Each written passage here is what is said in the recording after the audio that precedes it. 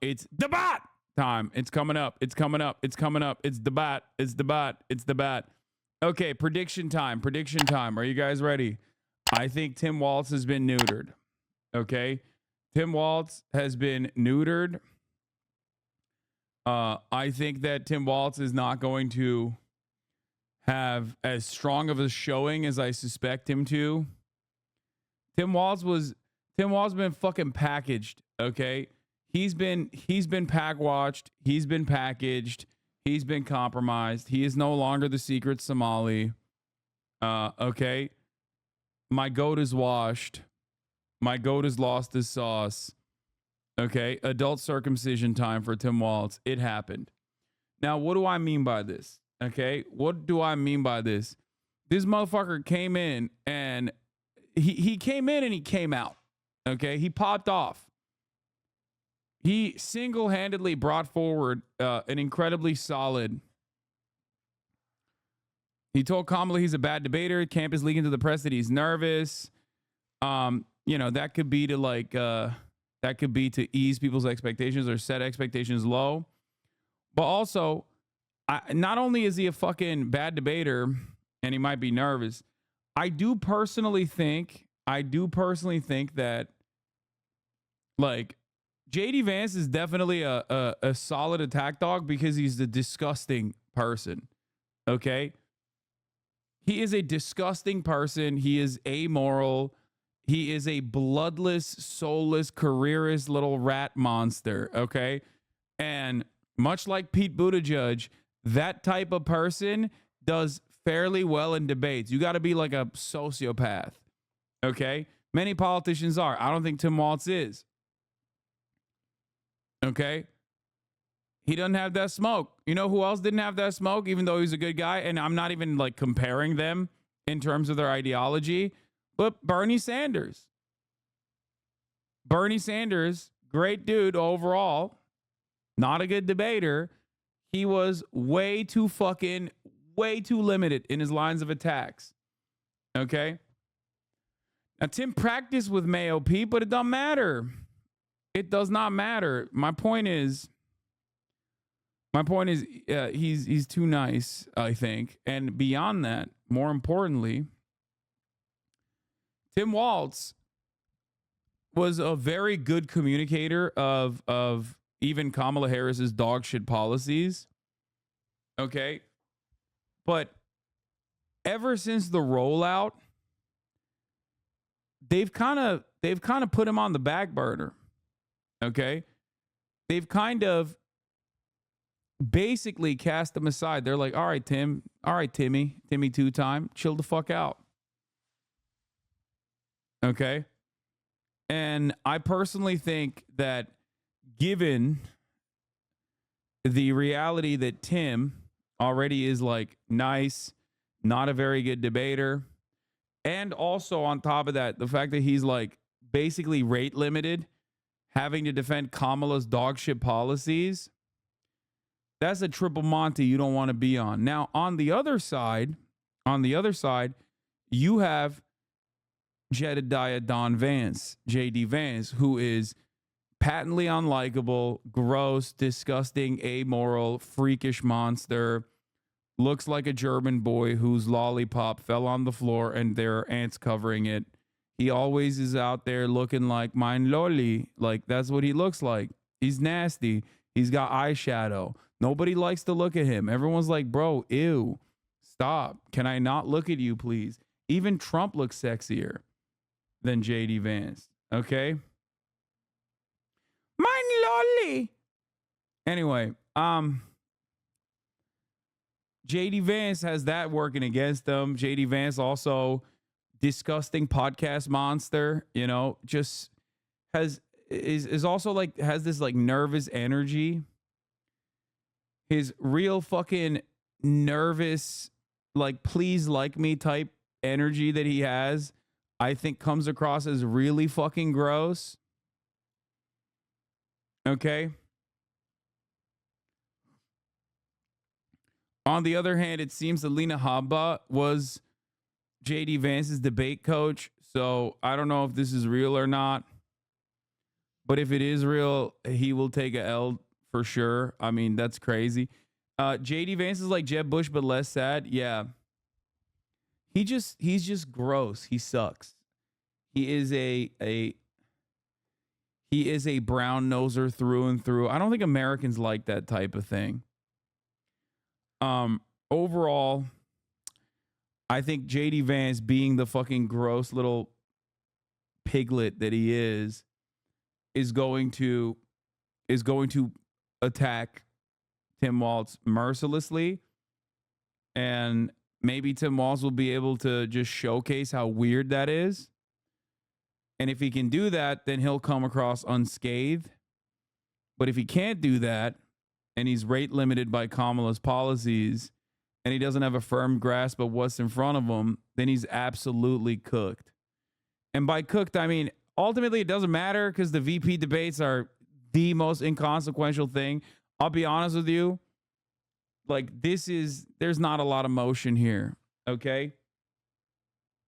There's not a lot of motion here. There's not a lot of movement. There's not a lot of momentum. I think the Kamala momentum is gone. As I said, it would go away. Post DNC especially, I think it just like fucking boom. Stop that shit dead in its tracks. That's why you haven't seen like enough movement in the polls. I don't know if the media will be gracious enough not to bring up Israel, or at least the Iranian attacks. They probably have to. I mean, that's a huge story in terms of foreign policy. But maybe they'll abide by the uniparty principle there and ask it in a way that is like favorable to both parties. I can see people considering them more consequential than usual because Trump is brainless, so Vance is thought as the brains of the operation, and Harris didn't get a primary, so Walz is the new blood, new quantity that people are interested in. Do you think people are that interested in it? I mean, this is a VP debate, and there's only 76,000 people in here that are waiting for it. You know? Which is the original stream, the OG stream? I guess there's 368,000 watching on CBS, so that's, you know, there's a lot of people watching. Is CBS the OG?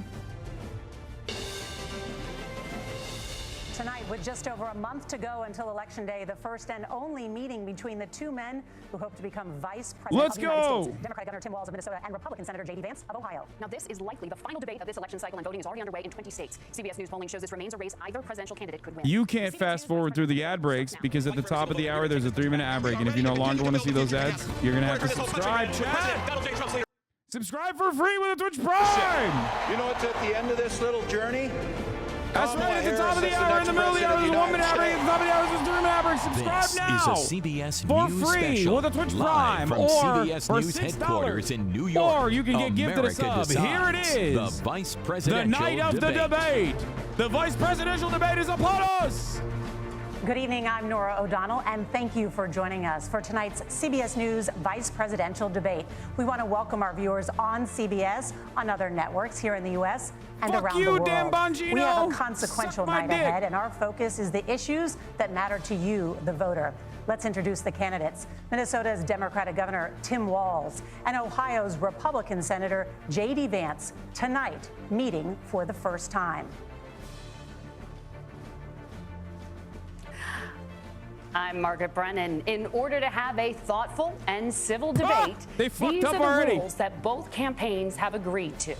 Questions will be directed at one candidate, who will have 2 minutes to respond. The other candidate will be allowed 2 minutes for rebuttal.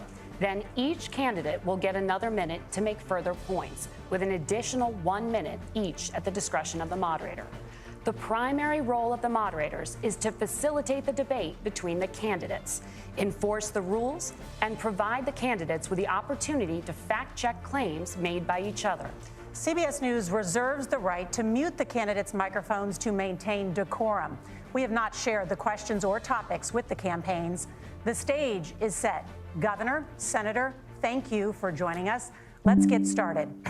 Tonight, our country is facing several unfolding crises. The Middle East is on the brink of war. Boom, Americans Iran! are suffering from the catastrophic impact of Hurricane Helene. And now a labor strike as 25,000 dock workers from Maine to Texas are picketing. We're going to begin tonight with the Middle East. Margaret. Thank you, Nora. Earlier today, Iran launched its largest attack yet on Israel, but that attack failed, thanks to joint U.S. and Israeli defensive action.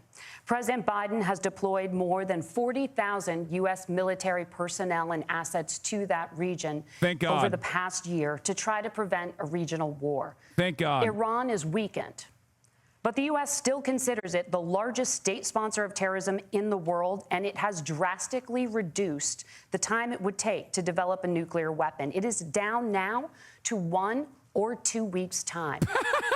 Governor Walz, if you were the final voice in the Situation Room, would you support or oppose a preemptive strike by Israel on Iran? You have 2 minutes. Well, thank you, and thank you for those joining at home tonight.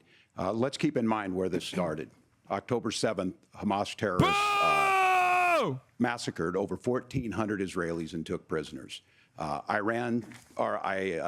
Israel's ability to be able to defend itself is absolutely fundamental. Getting its hostages back, fundamental, and ending the humanitarian crisis in Gaza. But the expansion of Israel and its proxies is an absolute fundamental necessity for the United States to have the steady leadership there. You saw it experienced today, where along with our Israeli partners and our coalition, able to stop the incoming attack. But what's fundamental here is that steady leadership is going to matter. It's clear, and the world saw it on that debate stage a few weeks ago, a nearly 80-year-old Donald Trump talking about crowd sizes is not what we need in this moment. But it's not just that. It's those that were closest to Donald Trump that understand how dangerous he is when the world is this dangerous. His chief of staff, John Kelly, said that he was the most flawed human being he'd ever met. And both of his secretaries of defense and his national security advisors said he should be nowhere near the White House. Now, the person closest to them, Donald Trump, said he's unfit for the highest office. That was Senator Vance. What we've seen out of Vice President Harris is we've seen steady leadership. We've seen a calmness that is able to draw on the coalitions to bring them together. Understanding that our allies matter. When our allies see Donald Trump turn towards Vladimir Putin, turn towards North Korea, when we start to see that type of fickleness around holding the coalitions together, we will stay committed. And as the Vice President said today we will protect our forces and our allied forces, and there will be consequences. Governor, your time is up. Senator Vance, the same question. He didn't even bring up Palestinians, dude. A preemptive strike by Israel on Iran? You have 2 minutes. So, Margaret, I want to answer the question. First of all, thanks, Governor. Thanks to CBS for hosting the debate. And thanks, most importantly, to the American people who are watching this evening and caring enough about this country to pay attention to this vice presidential debate. I want to answer the question, but I want to actually give an introduction to myself a little bit, because I recognize a lot of Americans don't know who either one of us are. I was raised in a working-class family. My mother required food assistance for periods of her life. My grandmother required Social Security help to raise me, and she raised me in part because my own mother struggled with addiction for a big chunk of my early life. I went to college on the GI Bill after I enlisted in the Marine Corps and served in Iraq. And so I stand here asking to be your vice president with extraordinary gratitude for this country, for the American dream that made it possible for me to live my dreams. And most importantly, I know that a lot of you are worried about the chaos in the world and the feeling that the American dream is unattainable. I want to try to convince you tonight over the next 90 minutes that if we get better leadership in the White House, if we get Donald Trump back in the White House, the American dream is going to be attainable once again. Now, to answer this particular question, we have to remember that as much as Governor Walz just accused Donald Trump of being an agent of chaos, Donald Trump actually delivered stability in the world, and he did it by establishing effective deterrence. People were afraid of stepping out of line. Iran, which launched this attack, has received over $100 billion in unfrozen assets thanks to the Kamala Harris administration. What do they use that money for? They use it to buy weapons that they're now launching against our allies, and God forbid, potentially launching against the United States as well. Donald Trump recognized that for people to fear the United States, you needed peace through strength. They needed to recognize that if they got out of line, the United States global leadership would put stability and peace back in the world. Now, you asked about a preemptive strike, Margaret, and I want to answer the question. Look, it is up to Israel what they think they need to do to keep their country safe, and we should support our allies wherever they are when they're fighting the bad guys. I think that's the right approach to take with the Israel question. Thank you, Senator. Governor Walz, do you care to respond to any of the allegations? Well, look, Donald Trump was in office. We'll sometimes hear a revisionist history, but when Donald Trump was in office, it was Donald Trump who we had a coalition of nations that had boxed Iran's nuclear program in, the inability to advance it. Donald Trump pulled that program and put nothing else in its place. So Iran is closer to a nuclear weapon than they were before because of Donald Trump's fickle leadership. And when Iran shot down an American aircraft in international airspace, Donald Trump tweeted, because that's the standard diplomacy of Donald Trump. And when Iranian missiles did fall near U.S. troops and they received traumatic brain injuries, Donald Trump wrote it off as headaches. Look, our allies understand that Donald Trump is fickle. He will go to whoever has the most flattery or where it makes sense to him. Steady leadership like you witnessed today, like you witnessed in April. Both Iranian attacks were repelled. Our coalition is strong, and we need the steady leadership that Kamala Harris is providing. Senator Vance, the U.S. did have a diplomatic deal with Iran to temporarily pause parts of its nuclear program, and President Trump did exit that deal.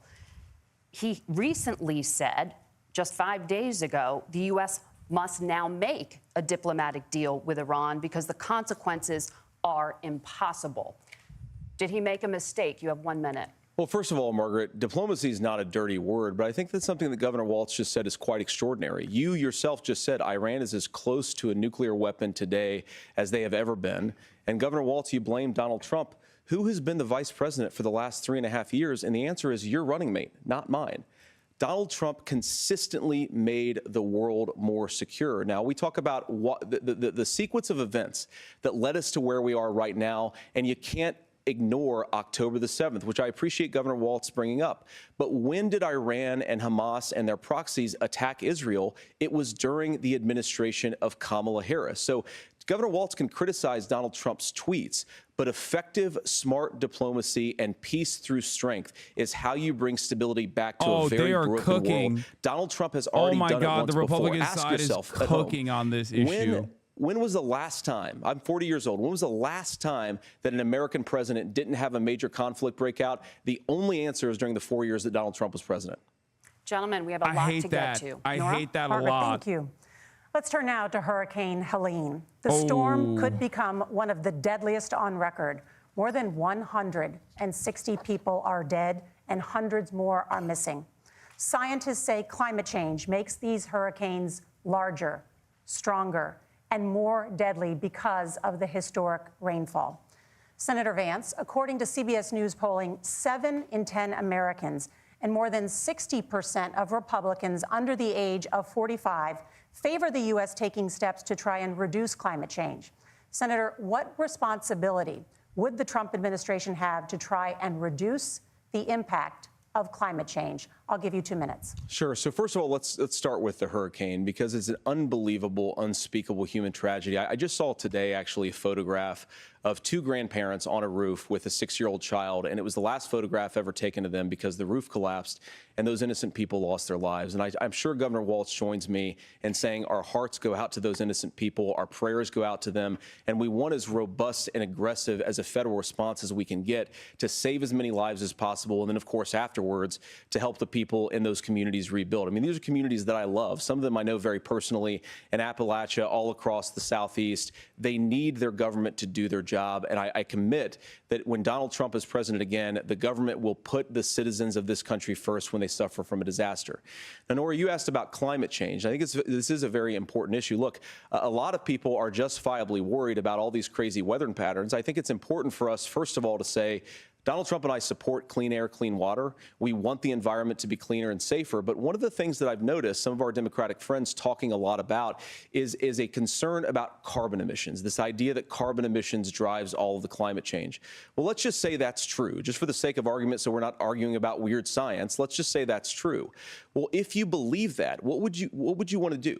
The answer is that you'd want to reshore as much American manufacturing as possible, and you'd want to produce as much energy as possible in the United States of America, because we're the cleanest economy in the entire world. What have Kamala Harris's policies actually led to?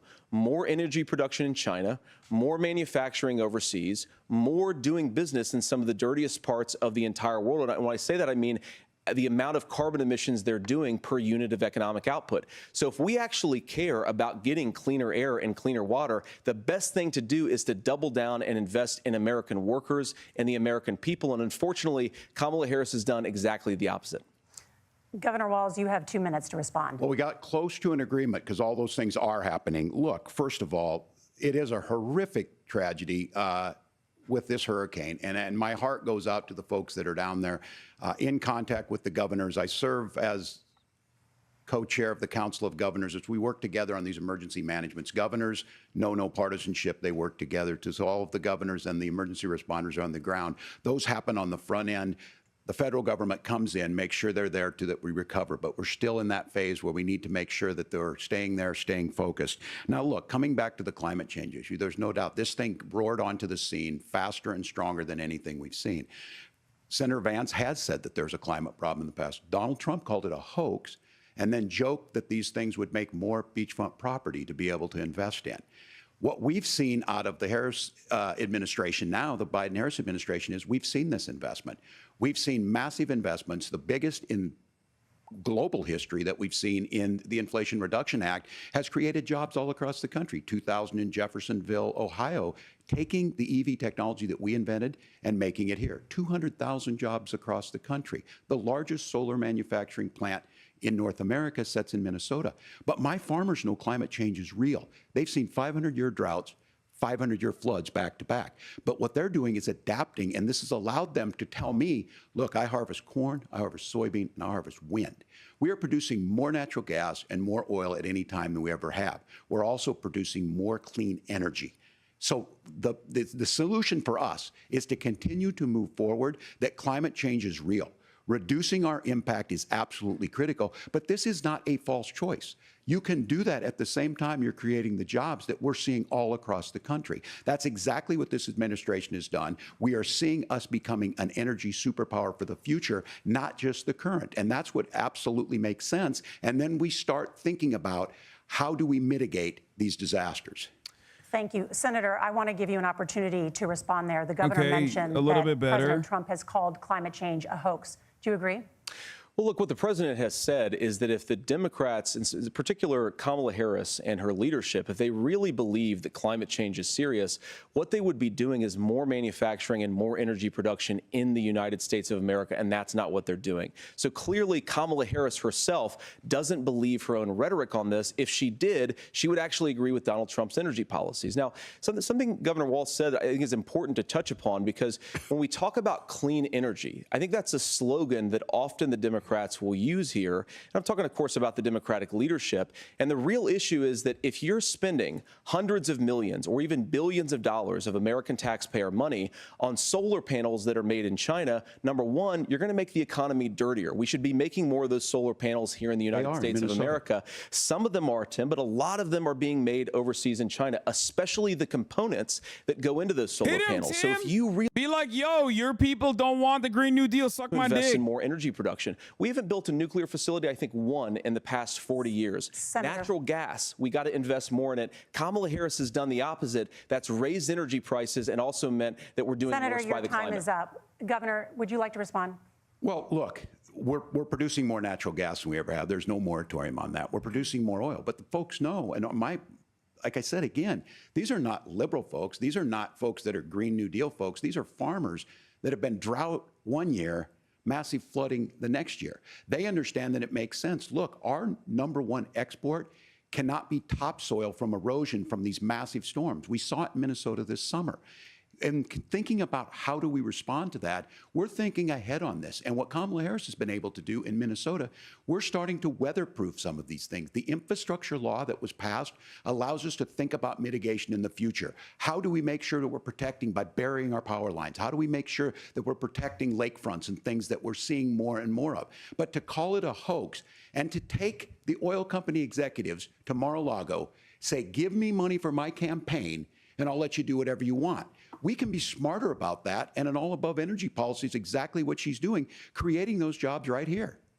Governor, your time is up. The overwhelming consensus among scientists is that the Earth's climate is warming at an unprecedented rate. Margaret? Thank you, Nora. We're going to turn now to immigration. The crisis at the U.S.-Mexico border consistently ranks as one of the top issues for American voters.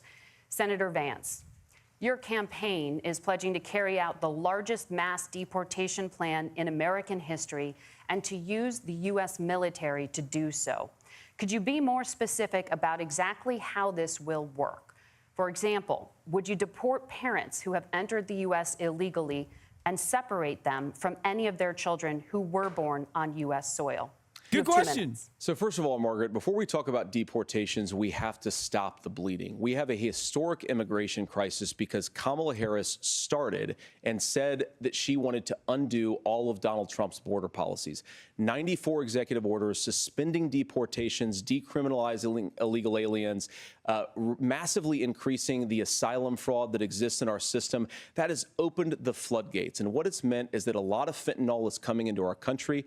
I had a mother who struggled with opioid addiction and has gotten clean. I don't want people who are struggling with addiction to be deprived of their second chance because Kamala Harris let in fentanyl into our communities at record levels. So you've got to stop the bleeding. You've got to re-implement Donald Trump's border policies, build the wall, re-implement deportations. And that gets me to your point, Margaret, about what do we actually do?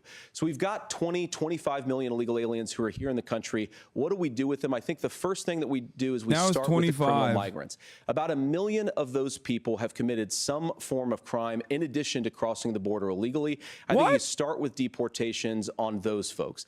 And then I think you make it harder for illegal aliens to undercut the wages of American workers. A lot of people will go home if they can't work for less than minimum wage in our own country. And by the way, that'll be really good for our workers who just want to earn a fair wage for doing a good day's work.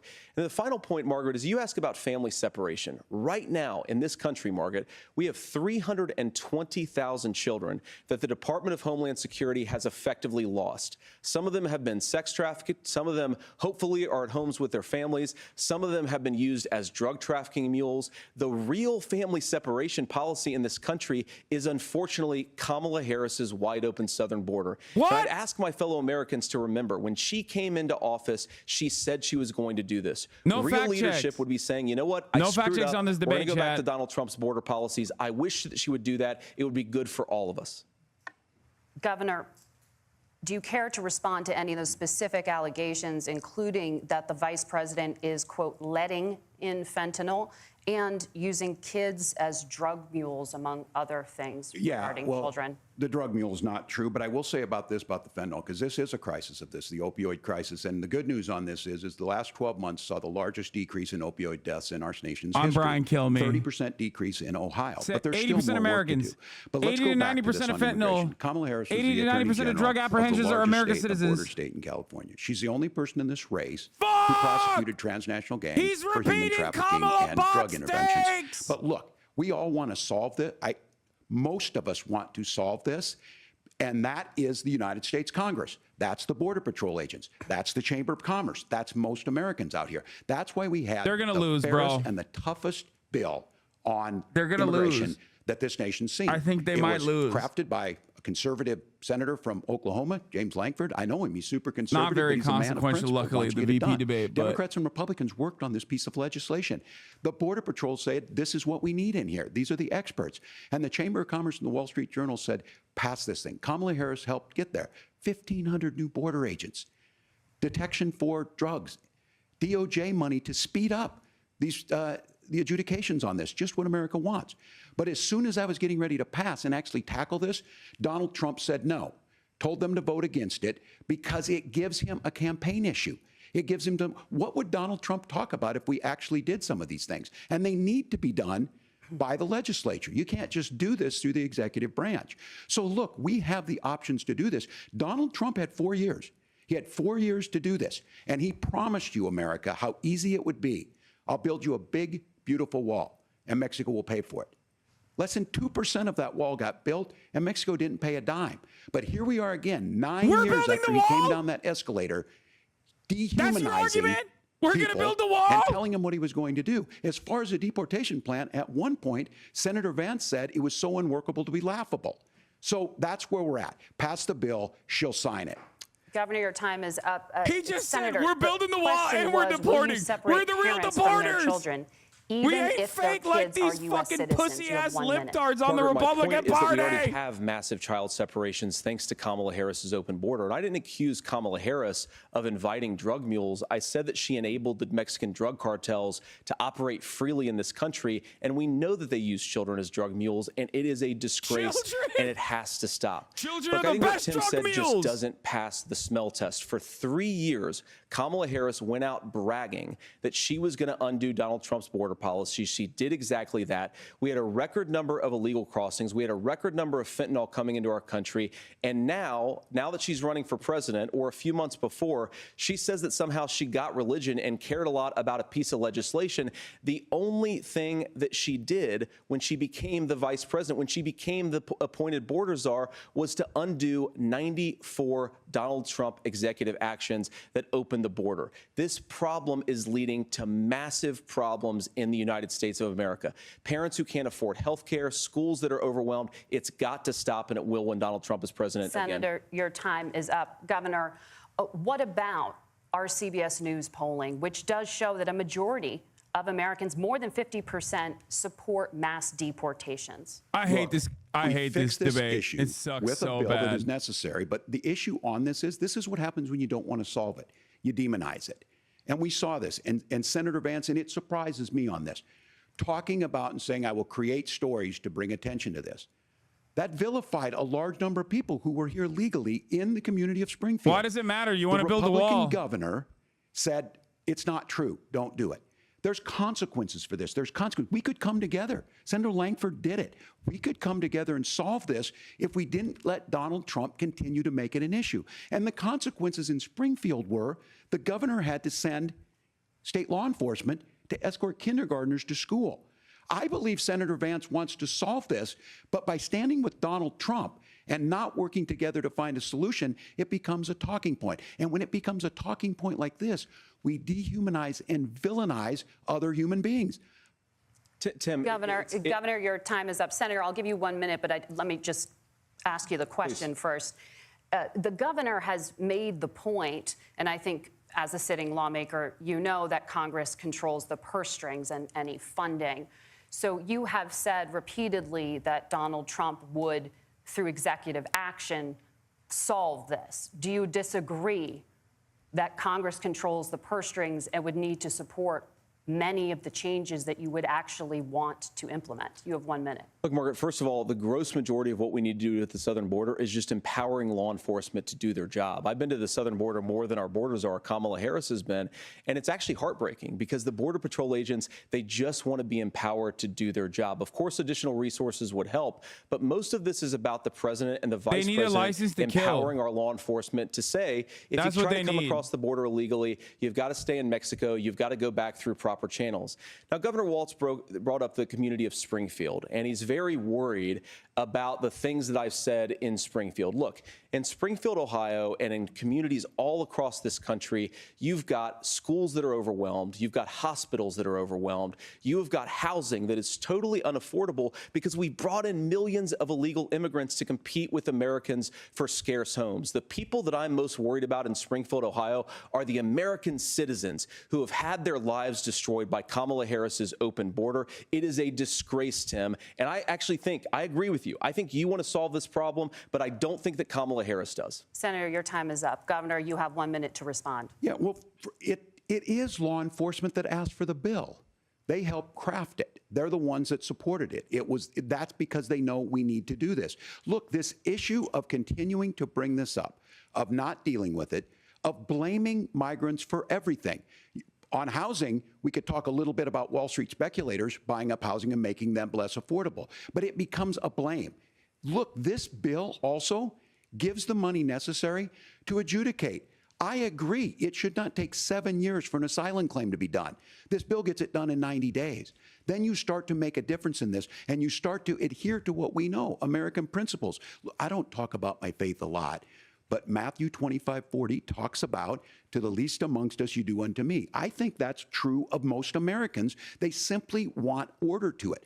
This bill does it. It's funded. It's supported by the people who do it. And it lets us keep our dignity Thank God, dude. This bill is approved by Christian Thank you, Governor. God. And just to clarify for our viewers, Springfield, Ohio does have a large number of Haitian migrants who have legal status, temporary protected status. Well, Margaret, but Thank the you, Senator. We moderators have are so much to helping get to. Tim Margaret, Walz. I think it's important We're because going to turn out of the debate- economy. Thank Margaret, you. the rules were that The you guys weren't economy, going to we're- fact check. And since you're fact checking me, I think it's important to say what's actually going on.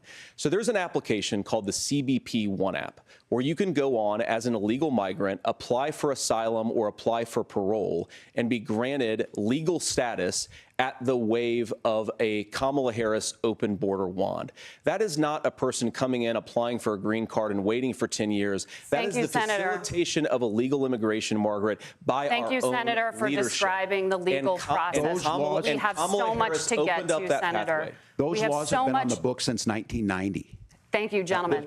The we want to CBP have One app has not been on the books since Mute him. something that Kamala Harris. Oh, they did. Gentlemen, the audience can't hear you because your mics are cut. We have so much we want to get to. Thank you for explaining the legal process. Nora? Thank you, Margaret. The economy is a top concern for voters. Each of your campaigns has released an economic plan, so let's talk about the specifics. Governor Walz, Vice President Harris unveiled a plan that includes billions in tax credits for manufacturing, housing, and a renewed child tax credit. The Wharton School says your proposals will increase the nation's deficit by $1.2 trillion. How would you pay for that without ballooning the deficit? Governor, I'll give you 2 minutes. Yeah, thank you. And Kamala Harris and I do believe in the middle class because that's where we come from. We both grew up in that. We understand. So those of you out there listening tonight, you're hearing a lot of stuff back and forth, and it's good. It's healthy. That's what this is supposed to happen. You should be listening. How's this going to impact me? The bold forward plan that Kamala Harris put out there is talking about this housing issue. The one thing is there's 3 million new houses proposed under this plan with down payment assistance on the front end to get you in a house. A house is much more than just an asset to be traded somewhere. It's foundational to where you're at. And then making sure that the things you buy every day, whether they be prescription drugs or other things, that there's fairness in that. Look, the $35 insulin is a good thing, but it costs $5 to make insulin. They were charging $800 before this law went into effect. As far as the housing goes, I've seen it in Minnesota. 12% more houses in Minneapolis, prices went down on rent 4%. It's working. And then making sure tax cuts go to the middle class. $6,000 child tax credit, we have one in Minnesota, reduces childhood poverty by 1/3. We save money in the long run, and we do the right thing for families. And then getting businesses off the ground. The law as it stands right now is $5,000 tax credit for small business, increasing that to $50,000. Now, this is a philosophical difference between us. Donald Trump made a promise, and I'll give you this. He kept it. He took folks to Mar-a-Lago, said, you're rich as hell, I'm going to give you a tax cut. He gave the tax cuts that predominantly went to the top class. What happened there was an $8 trillion increase in the national debt, the largest ever. Now he's proposing a 20% consumption or sales tax on everything we bring in. Everyone agrees, including businesses, it would be destabilizing it, it would increase inflation and potentially lead to a recession. Look, this is simple for you. Where are we going? Kamala Harris has said to do the things she wants to do, we'll just ask the wealthiest to pay their fair share. When you do that, our system works best, more people are participating in it, and folks have the things that they need. Senator, Notice I want to the give you a moment difference to respond on that. But when he's similarly, talking about some Wharton's dumbass right-wing border bill versus this shit, Trump he plan comes alive and says it would increase the nation's deficit by $5.8 trillion. Fuck! My question is the same for you. How do you pay for all that without ballooning the deficit? I'll give you 2 minutes. Well, first of all, you're going to hear a lot from Tim Walz this evening, and you just heard it in the answer. A lot of what Kamala Harris proposes to do, and some of it, I'll be honest with you, it even sounds pretty good. Here's what you won't hear, is that Kamala Harris has already done it. Because she's been the vice president for 3.5 years. She had the opportunity to enact all of these great policies, and what she's actually done instead is drive the cost of food higher by 25%, drive the cost of housing higher by about 60%, open the American southern border and make middle-class life unaffordable for a large number of Americans. If Kamala Harris has such great plans for how to address middle-class problems, then she ought to do them now. Not when asking for a promotion, but in the job the American people gave her 3.5 years ago. And the fact that she isn't tells you a lot about how much you can trust her actual plans. Now, Donald Trump's economic plan is not just a plan, but it's also a record. A lot of those same economists attack Donald Trump's plans, and they have PhDs, but they don't have common sense and they don't have wisdom. Because Donald Trump's economic policies delivered the highest take-home pay in a generation in this country, 1.5% inflation, and to boot, peace and security all over the world. So when people say that Donald Trump's economic plan doesn't make sense, I say look at the record. He delivered rising take-home pay for American workers.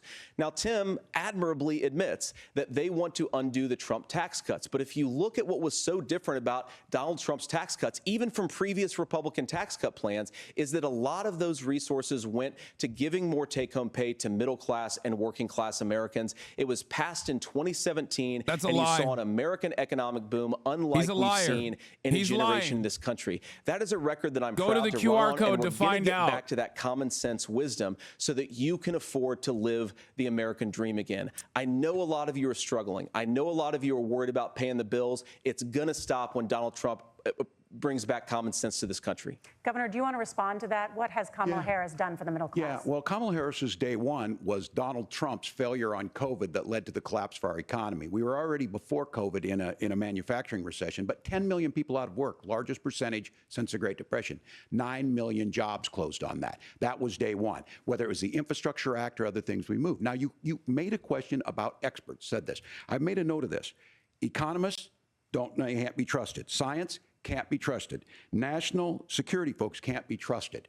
Look, if you're going to be president, you don't have all the answers. Donald Trump believes he does. My pro tip of the day is this. If you need heart surgery, listen to the people at the Mayo Clinic in Rochester, Minnesota, not Donald Trump. And the same thing goes with this. And I ask you out there, teachers, nurses, truck drivers, or whatever, how is it fair that you're paying your taxes every year and Donald Trump hasn't paid any federal tax in the last 15 years?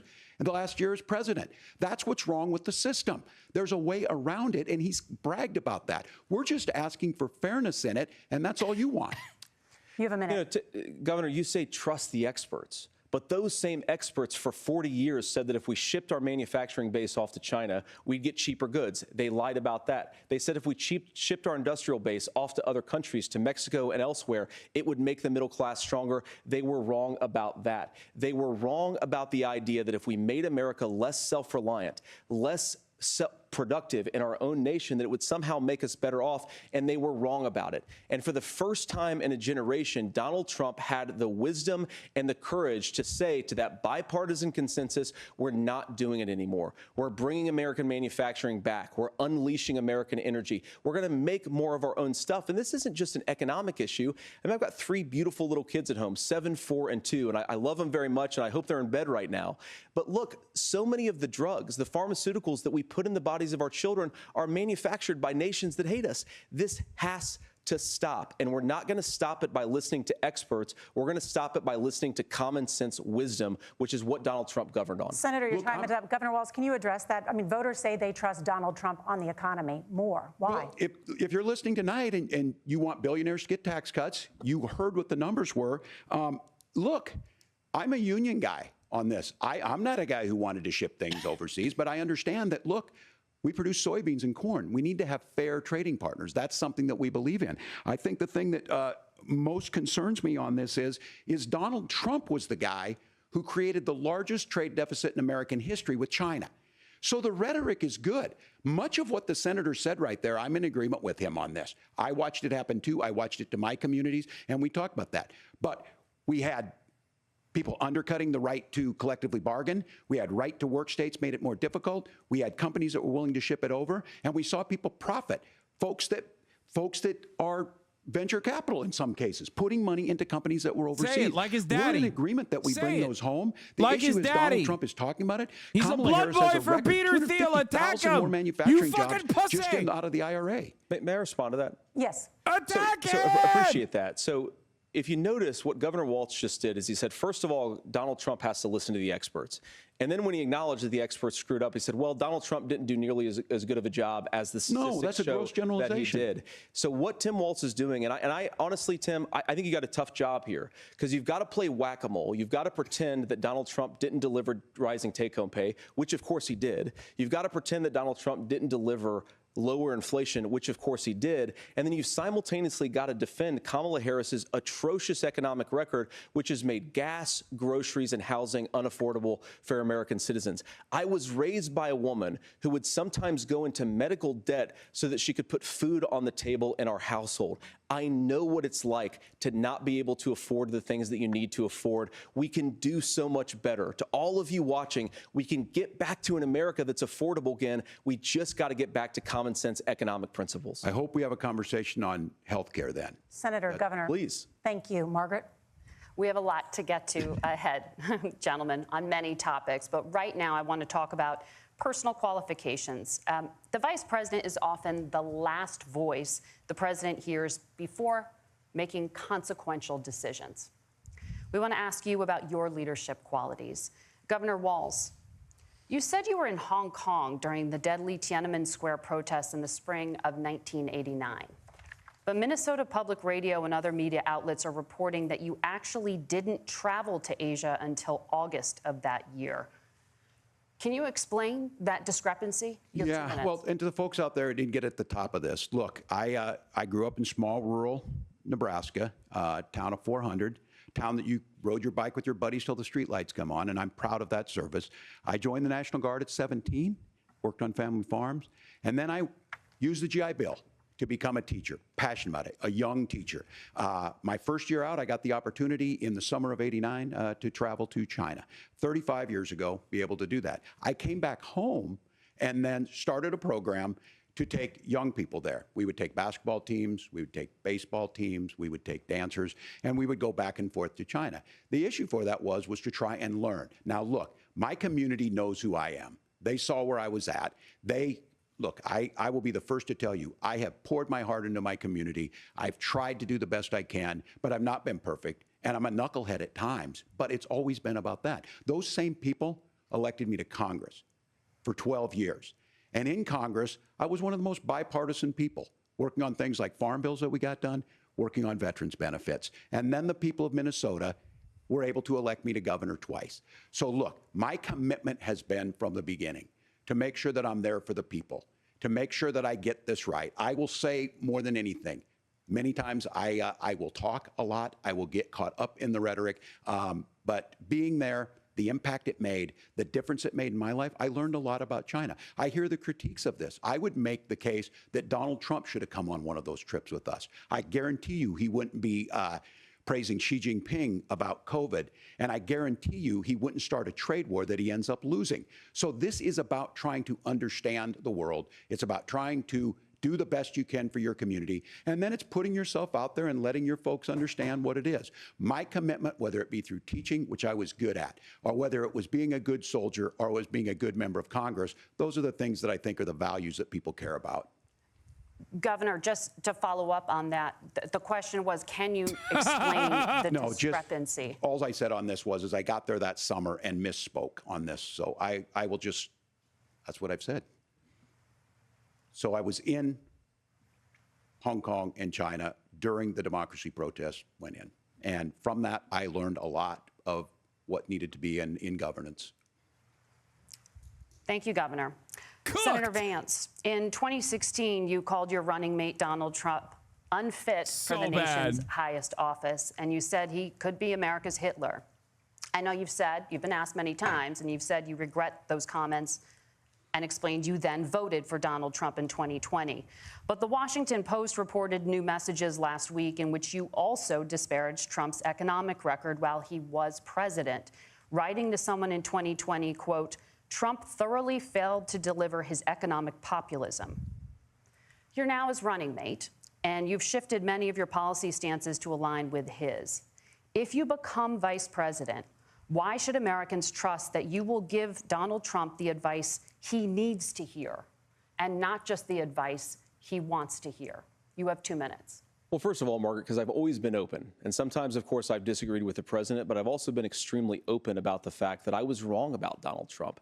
I was wrong, first of all, because I believed some of the media stories that turned out to be dishonest fabrications of his record. But most importantly, Donald Trump delivered for the American people. Rising wages, rising take-home pay, an economy that worked for normal Americans, a secure southern border, a lot of things, frankly, that I didn't think he'd be able to deliver on. And yeah, when you screw up, when you misspeak, when you get something wrong and you change your mind, you ought to be honest with the American people about it. It's one of the reasons, Margaret, why I've done so many interviews is because I think it's important to actually explain to the American people where I come down on the issues and what changed. Now, you pointed out to messages from 2020. Margaret, I've been extremely consistent that I think there were a lot of things that we could have done better in the Trump administration the first round if Congress was doing its job. I strongly believe, and I've been a United States Senator, that Congress is not just a high-class debating society. It's not just a forum for senators and congressmen to whine about problems. It's a forum to govern. So there were a lot of things on the border, on tariffs, for example, where I think that we could have done so much more if the Republican Congress and the Democrats in Congress had been a little bit better about how they govern the country. They were so obsessed with impeaching Donald Trump, they couldn't actually govern. And I want to talk about this tariff issue in particular, Margaret, because Tim just accused this of being a national sales tax. Look, the one thing, and you're probably surprised to hear me praising Joe Biden, but the one thing that Joe Biden did is he continued some of the Trump tariffs that protected American manufacturing jobs. And it's the one issue, the most pro-worker part of the Biden administration, it's the one issue where Kamala Harris has run away from Joe Biden's record. Think about this. If you're trying to employ slave laborers in China at $3 a day, you're going to do that and undercut the wages of American workers unless our country stands up for itself and says you're not accessing our markets unless you're paying middle-class Americans a fair wage. Senator, your time is up. Nora? Thank you. Now to the issue of reproductive rights. Governor Walz, after Roe versus Wade was overturned, you signed a bill into law that made Minnesota one of the least restrictive states in the nation when it comes to abortion. Former President Trump said in the last debate that you believe abortion, quote, in the 9th month is absolutely fine. Yes or no? Is that what you support? I'll give you 2 minutes. That's not what the bill says, but look, this issue is what's on everyone's mind. Donald Trump put this all into motion. He brags about how great it was that he put the judges in and overturned Roe versus Wade, 52 years of personal autonomy. And then he tells us, oh, we send it to the states. It's a beautiful thing. Amanda Zaworski would disagree with you on it's a beautiful thing.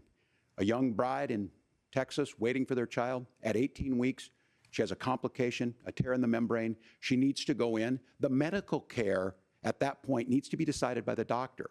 And that would have been an abortion. But in Texas, that would have put them in legal jeopardy. She went home, got sepsis, nearly dies, and now she may have difficulty having children. Or in Kentucky, Hadley Duvall, a 12-year-old child raped and impregnated by her stepfather. Those are horrific. Now, when God asked about that, Senator Vance said 2 wrongs don't make a right. There is no right in this. So in Minnesota, what we did was restore Roe versus Wade. We made sure that we put women in charge of their health care. But look, this is not where, if you don't know Amanda or a Hadley, you soon will.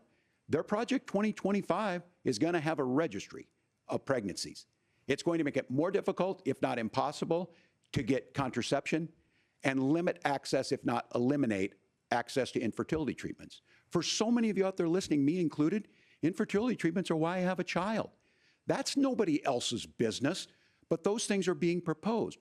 And the catch-all on this is, well, the states will decide what's right for Texas might not be right for Washington. That's not how this works. This is basic human right. We have seen maternal mortality skyrocket in Texas, outpacing many other countries in the world. This is about health care. In Minnesota, we are ranked first in health care for a reason. We trust women. We trust doctors. Senator, do you want to respond to the governor's claim? Will you create a federal pregnancy monitoring agency? No, Nora, certainly we won't. And I want to talk about this issue because I know a lot of Americans care about it, and I know a lot of Americans don't agree with everything that I've ever said on this topic. And, you know, I grew up in a working class family in a neighborhood where I knew a lot of young women who had unplanned pregnancies and decided to terminate those pregnancies because they feel like they didn't have any other options. And, you know, one of them is actually very dear to me. And I know she's watching tonight, and I love you. And she told me something a couple years ago that she felt like if she hadn't had that abortion, that it would have destroyed her life because she was in an abusive relationship. And I think that what I take from that as a Republican who proudly wants to protect innocent life in this country, who proudly wants to protect the vulnerable, is that my party, we've got to do so much better of a job at earning the American people's trust back on this issue where they frankly just don't trust us. And I think that's one of the things that Donald Trump and I are endeavoring to do. I want us as a Republican Party to be pro-family in the fullest sense of the word. I want us to support fertility treatments. I want us to make it easier for moms to afford to have babies. I want it to make it easier for young families to afford a home so they can afford a place to raise that family. And I think there's so much that we can do on the public policy front just to give women more options. Now, of course, Donald Trump has been very clear that on the abortion policy specifically, that we have a big country and it's diverse. And California has a different viewpoint on this than Georgia. Georgia has a different viewpoint from Arizona. And the proper way to handle this, as messy as democracy sometimes is to let voters make these decisions, let the individual states make their abortion policy, and I think that's what makes the most sense. Point for Walz on big, this, a but very diverse, only because he is good on the issue and he's right on the issue. Messy and divided country. Governor, would you like to respond and also answer the question about restrictions? Yeah, well, the question got asked, and Donald Trump made the accusation that wasn't true about Minnesota. Well, let me tell you about this idea that there's diverse states. There's a young woman named Amber Thurman. She happened to be in Georgia, a restrictive state. Because of that, she had to travel a long distance to North Carolina to try and get her care. Amber Thurman died in that journey back and forth. The fact of the matter is, how can we as a nation say that your life and your rights, as basic as the right to control your own body, Vance hates abortion because his mom would have gotten one if she knew how he'd be, is a banger. Amber Thurman lived in Minnesota, she would be alive today. That's why the restoration of Roe versus Wade. When you listen to Vice President Harris talk about this subject and you hear me talk about it, you hear us talking exactly the same. Donald Trump is trying to figure out how to get the political right of this. I agree with a lot of what Senator Vance said about what's happening. His running mate, though, does not, and that's the problem. Governor, your time is up. Senator, let me ask you about that. He mentioned, it was, I think, referring to a just national fucking ban. say, what about states' rights for slavery, man? These guys are fucking ridiculous, okay? Just end the conversation. In fact, you said if someone can't support legislation like that, quote, you are making the United States the most barbaric pro-abortion regime anywhere in the entire world. My question is, why have you changed your position? Well, Nora, first of all, I never supported a national ban. I did when I was running for Senate in 2022 talk about setting some minimum national standard. For example, we have a partial birth abortion ban in place in this country at the federal level. I don't think anybody's trying to get rid of that, or at least I hope not, though I know that Democrats have taken a very radical pro-abortion stance. But Nora, you know, one of the things that changed is in the state of Ohio, we had a referendum in 2023, and the people of Ohio voted overwhelmingly, by the way, against my position. And I think that what I learned from that, Nora, is that we've got to do a better job at winning back people's trust. So many young women would love to have families. So many young women also see an unplanned pregnancy as something that's going to destroy their livelihood, destroy their education, destroy their relationships. And we have got to earn people's trust back. And that's why Donald Trump and I are committed to pursuing pro-family policies, making childcare more accessible, making fertility treatments more accessible, because we've got to do a better job at that. And that's what real leadership is. Governor, your response. I'm going to respond on the pro-abortion piece of that. No, we're not. We're pro-women.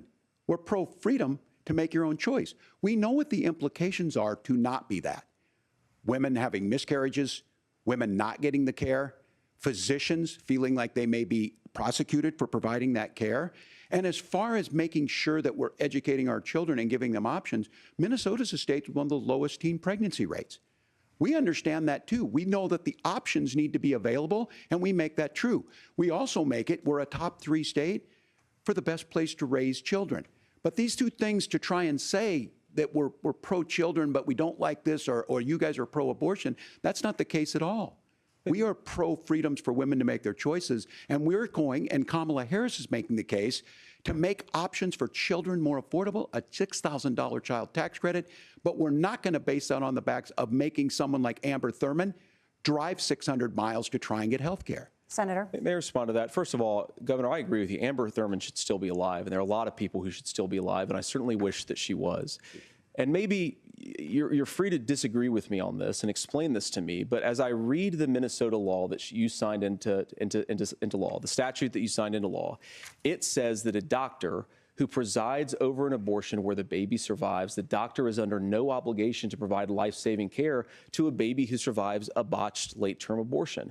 That is, I think, That's whether not you're true. pro-choice or pro-abortion, that is fundamentally barbaric. And that's why I use that word, Nora, is because some of what we've seen, do you want to force Catholic hospitals to perform abortions against their will? Because Kamala Harris has supported suing Catholic nuns to violate their freedom of conscience. We can be a big and diverse country where we respect people's freedom of conscience and make the country more pro-baby and pro-family. We can't be diverse, though. Yes, no Governor, Haitians please allowed. respond. Look, this is one where there's always something there. This is a very simple proposition.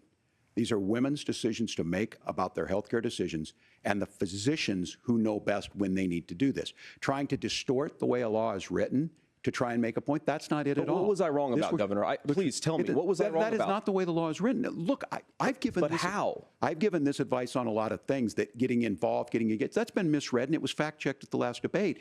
But the point on this is there's a continuation of these guys to try and tell women or to get involved. I use this line on this, just mind your own business on this. Things worked best when Roe versus Wade was in place. When we do a restoration of Roe, that works best. That doesn't preclude us from increasing funding for children. It doesn't increase us from making sure that once that child's born, like in Minnesota, they get meals, they get early childhood education, they get health care. So the hiding behind we're going to do all these other things when you're not proposing them in your budget. Kamala Harris is proposing them. She's proposing all those things to make life easier for families. I asked a specific question, Governor. You gave me a slogan as a response. It's not the case. It's not true. That's not what the law says. So they fact-checked it with President Trump. Gentlemen, there's a lot to discuss. We have to move on, and we're going to be right back with much more of the CBS News vice presidential debate in just a moment. I'm done. It's so bad. Is Walz winning or Vance? Dude, first of all, they got this fucking absolute hyena over here, this fucking dipshit loser, to look good. Okay? They did. For a couple different reasons. One, because the format itself actually makes it so that if you are a sincere person, you're going to look like a fucking clown ass, okay? You're going to look like a loser. The format itself, the debate setting in general, especially if you're confident enough in your lies, definitely favors the person who's just like a relentless, shameless fucking liar, okay? Straight up. That's just the truth. What do I mean by this? Tim Walz is like Tiananmen Square moment or whatever the fuck, or what he said about his like record going to war. Like these are genuinely tiny, minuscule flubs in comparison to being like, I don't give a fuck. I made up the lie that Haitians are eating fucking cats and dogs because the media doesn't cover it. Okay? Like that's not even in the same ecosystem. It is not in the same fucking planet. It's not even in the same goddamn it's not in the same universe, okay? So the idea that these two things are then immediately like placed upon one another as though it's the same level of like lies is ridiculous. But also on top of that, aside from the fucking format, Tim Walz, like I said, is shackled in this structure because he has to fucking defend idiotic propositions. You notice the difference in communication when he's talking about lowering the cost of pharmaceutical prices, lowering the cost of housing. He pops off. When he talks about defending reproductive rights for women, he pops off. Okay? Because his heart is in that. But when he's talking about fucking allowing Israel to do a first strike on Iran, are you fucking kidding me? That was the first question.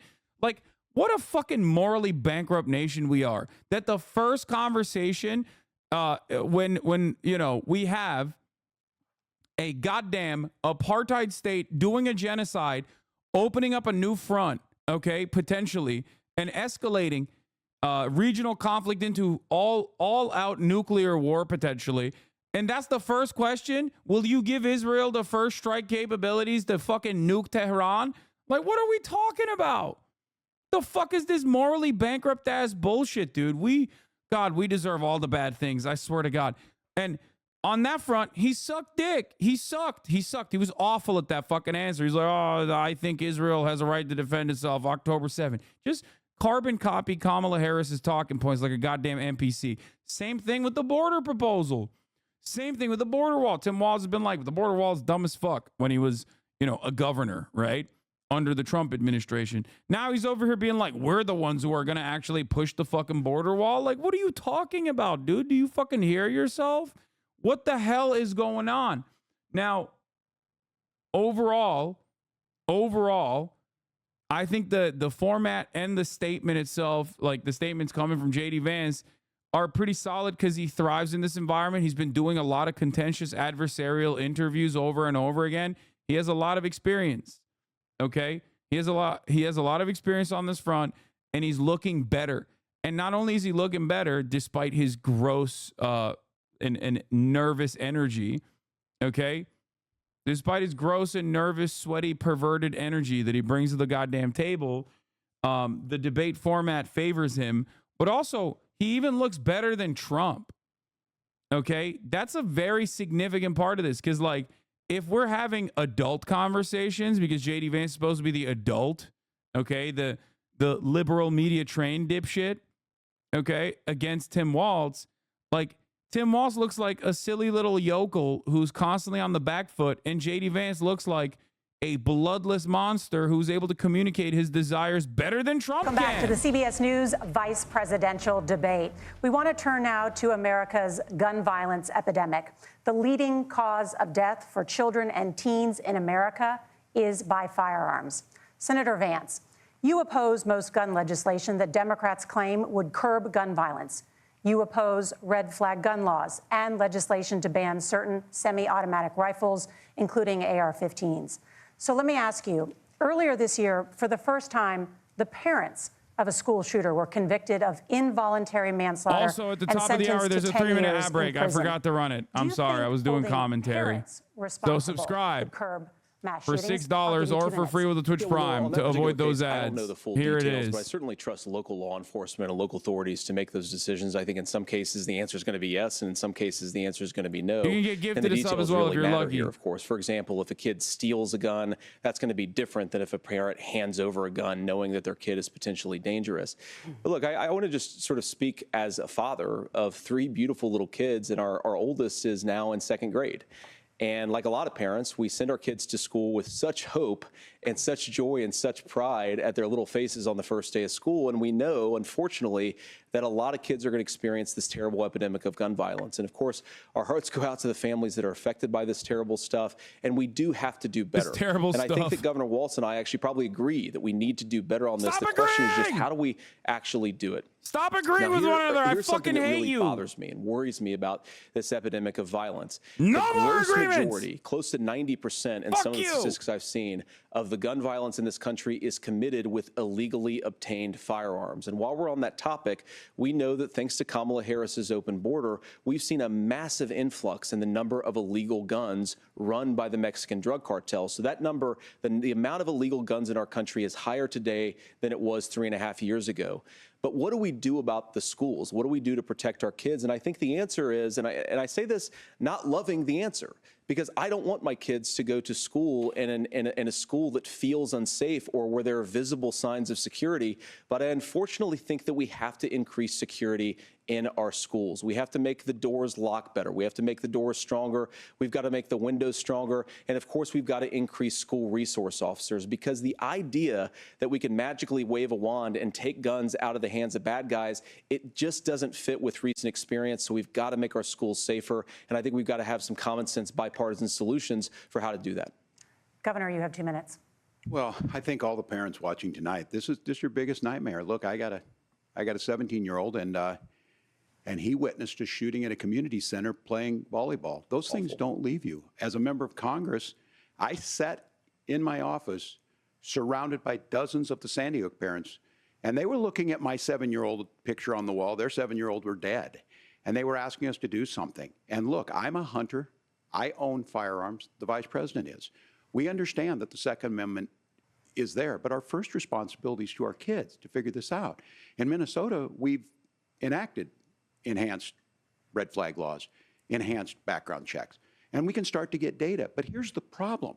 If we really want to solve this, we've got folks that won't allow research to be even done on gun violence. And this idea that we should just live with it, here's what I do think, that this is a good start to the conversation. I 100% believe that Senator Vance hates it when these kids, it's abhorrent and it breaks your heart. I agree with that. But that's not far enough when we know there are things that worked. I've spent time in Finland and seen some Finnish schools. They don't have this happen, even though they have a high gun ownership rate in the country. There are reasonable things that we can do to make a difference. It's not infringing on your Second Amendment. And the idea to have some of these weapons out there, it just doesn't make any sense. Kamala Harris, as an attorney general, worked on this issue. She knows that it's there. No one's trying to scaremonger and say we're taking your guns, but I ask all of you out there, do you want your schools hardened to look like a fort? Is that what we have to go? When we know there's countries around the world that their children aren't practicing these types of drills. They're being kids. We owe it to them to get a fix. These are things that shouldn't be that difficult. You can still keep your firearms, and we can make a difference. We have to. If you're listening tonight, this breaks your heart. Senator. Tim, first of all, I didn't know that your 17-year-old witnessed a shooting. And I'm sorry about that, and I hope that he's doing okay. Christ have mercy. It is awful. And I appreciate what Tim said. Bro, if he found out, though, he lied about this, I'm going to lose my mind. Frankly, weird differences between our own country's gun violence problem and Finland is, okay, first of all, we have way higher rates of mental health abuse or mental health substance abuse. We have way higher rates of depression, way higher rates of anxiety. We unfortunately have a mental health crisis in this country that I really do think that we need to get to the root causes of, because I don't think it's the whole reason why we have such a bad gun violence problem, but I do think it's a big piece of it. Another driver of the gun violence epidemic, especially that affecting our kids, it doesn't earn as many headlines, but is the terrible gun violence problem in a lot of our big cities. And this is why we have to empower law enforcement to arrest the bad guys, put them away, and take gun offenders off the streets. I think there's a whole host of things that we can do here, but I do think at our schools we've got to talk about more security. Senator, thank you. Governor, you previously opposed an assault weapons ban, but only later in your political career did you change your position. Why? Yeah, I sat in that office with those Sandy Hook parents. I've become friends with school shooters. I've seen it. Look, the NRA, I was NRA guy for a long time. They used to teach gun safety. No! I'm of an age where my shotgun was in my car so I could pheasant hunt after football practice. That's not where we live today. And several things I want to mention on this is talking about cities and where it's at. The number one where the most firearm deaths happen in Minnesota are rural suicides. And we have an epidemic of children getting guns and shooting themselves. And so we have, and we should look at all of the issues. Making sure folks have health care and all that, but I want to be very careful. This idea of stigmatizing mental health, just because you have a mental health issue doesn't mean you're violent. And I think what we end up doing is we start looking for a scapegoat. Sometimes it just is the guns. It's just the guns, and there are things that you can do about it. But I do think that this is one, and I think this is a healthy conversation. I think there's a capacity to find solutions on this. I know he meant school shooting victims, dude. I know. Protect Second Amendment, protect our children. That's our priority. Gentlemen, thank you. Margaret? Thank you, Nora. Let's turn now to the top contributor to inflation, the high cost of housing and rent. There's a shortage of more than 4 million homes in the United States, and that contributes to the high housing prices. Governor Walz, the Harris campaign promises a $25,000 down payment assistance for first-time home buyers and a $10,000 tax credit. They also promise to build 3 million new homes. Where are you building these homes, and won't handing out that kind of money just drive up prices higher? No, it's not handing out. We have, first, let me say this issue of housing, and I think those of you listening on this, the problem we've had is that we've got a lot of folks that see housing as another commodity. It can be bought up, it can be shifted, it can be moved around. Those are not folks living in those houses. Those of you listening tonight, that house is a big deal. I bought and owned one house in my life. My mom still lives in the house where I was. And when I think of a house, I'm thinking of Christmas services after midnight mass where you go with your family. We need to make it more affordable. And one of the things, as I said, this program that the Vice President is pushing forward and bringing a new way of approaching this is something we're doing in Minnesota from that lead. We in the state invested in making sure our housing was the biggest investment that we'd ever made in housing.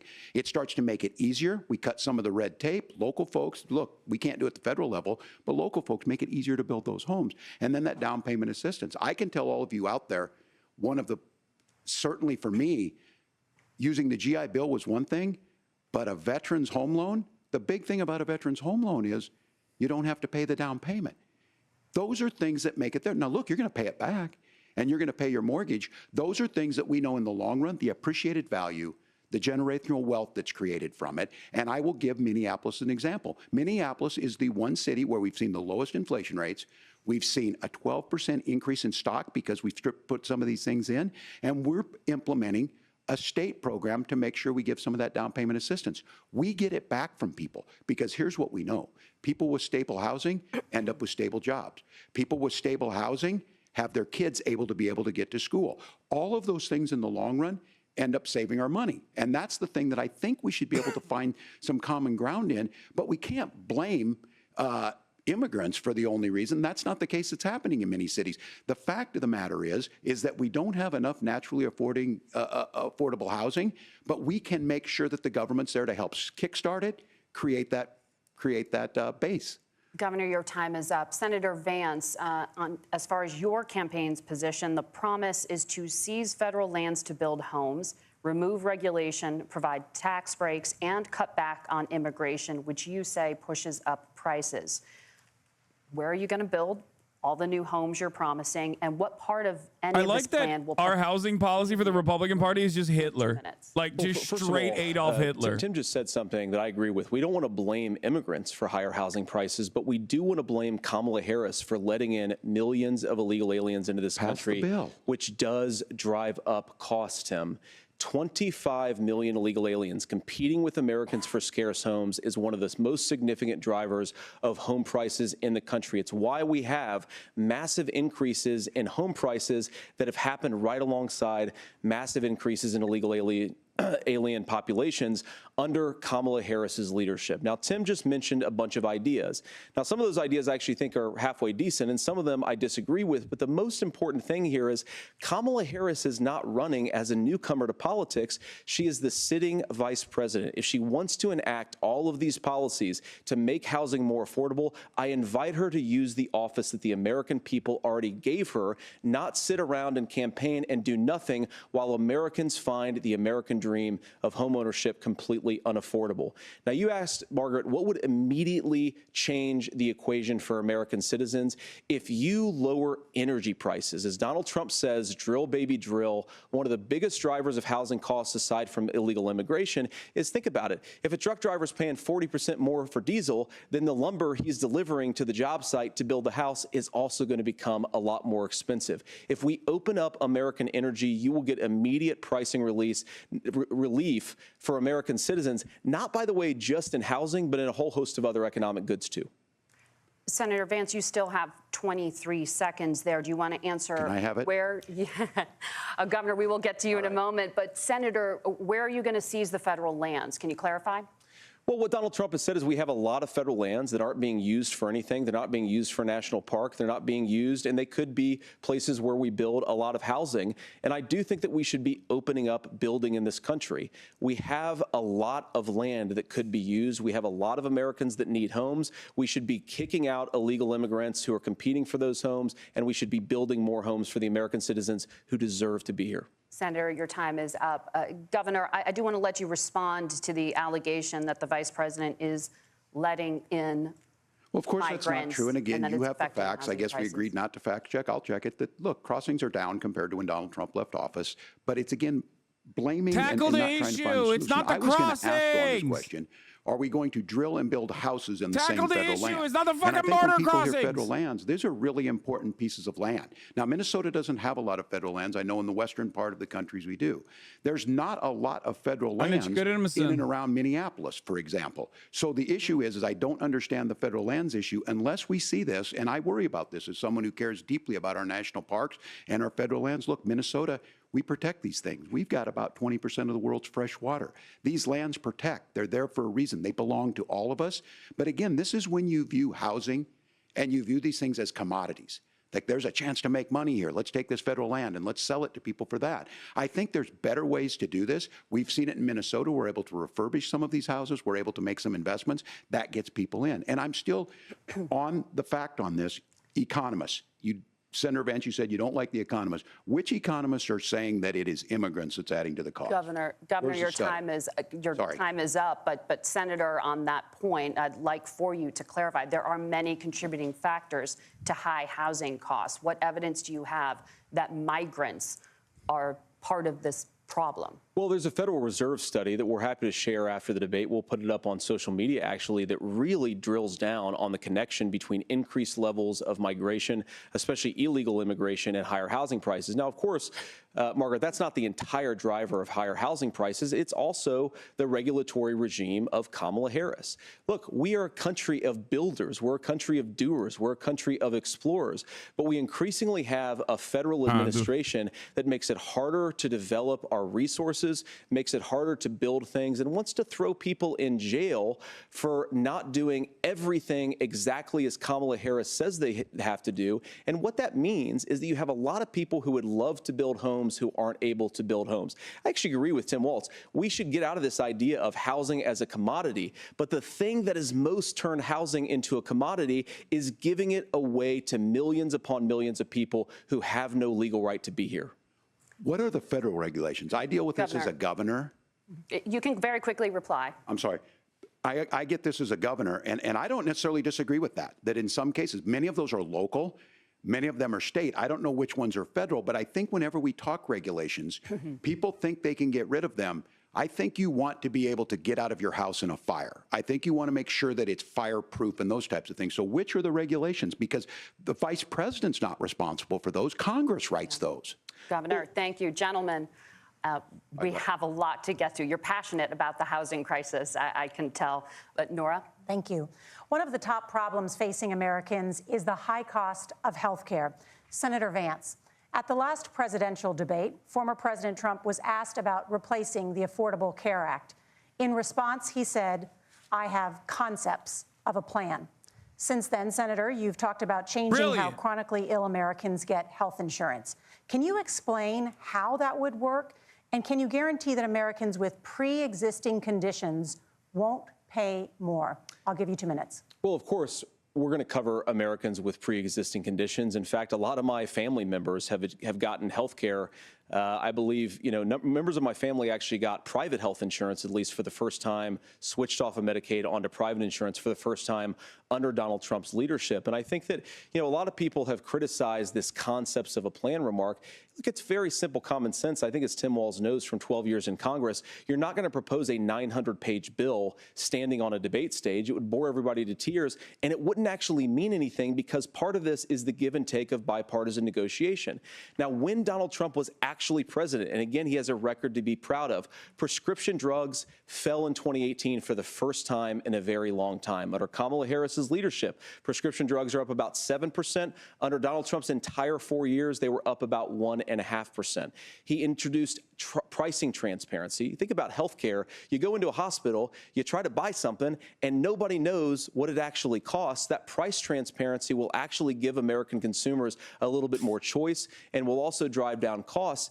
And we talked about, the reinsurance regulations is what I was talking about. Look, Donald Trump has said that if we allow states to experiment a little bit on how to cover both the chronically ill but the non-chronically ill, it's not just a plan. He actually implemented some of these regulations when he was president of the United States. And I think you can make a really good argument that it salvaged Obamacare, which was doing disastrously until Donald Trump came along. Of a healthcare solution. Important point about President Trump. Of course, you don't have to agree with everything that President Trump has ever said or ever done.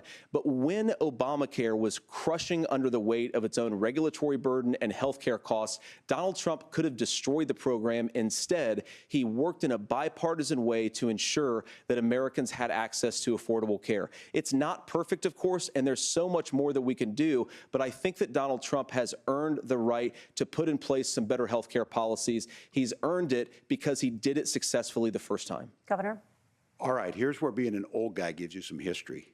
I was there at the creation of the ACA. And the reason it was so important is I come from a major healthcare state, home of the Mayo Clinic, home to Medical Alley, 3M, Medtronic, all of those. We understand healthcare. It's why we're ranked first on affordability and accessibility and quality of healthcare. And so what I know is under Kamala Harris, more people are covered than they have before. And those of you listening, this is critical to you.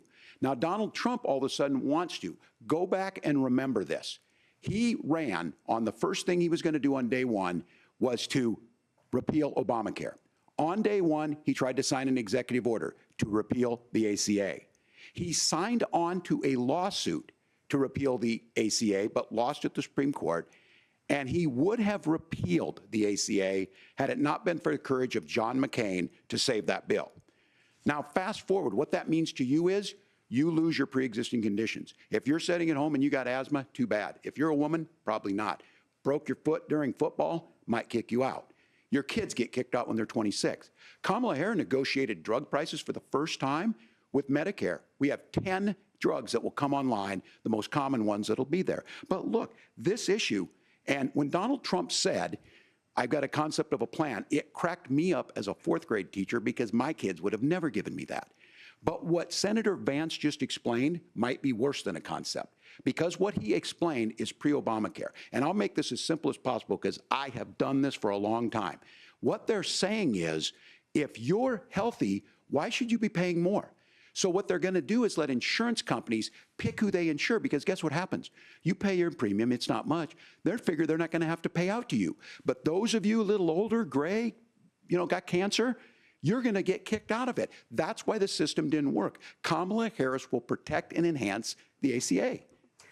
Governor, thank you. Senator, you have not yet explained how you would protect people with pre-existing conditions or laid out that plan.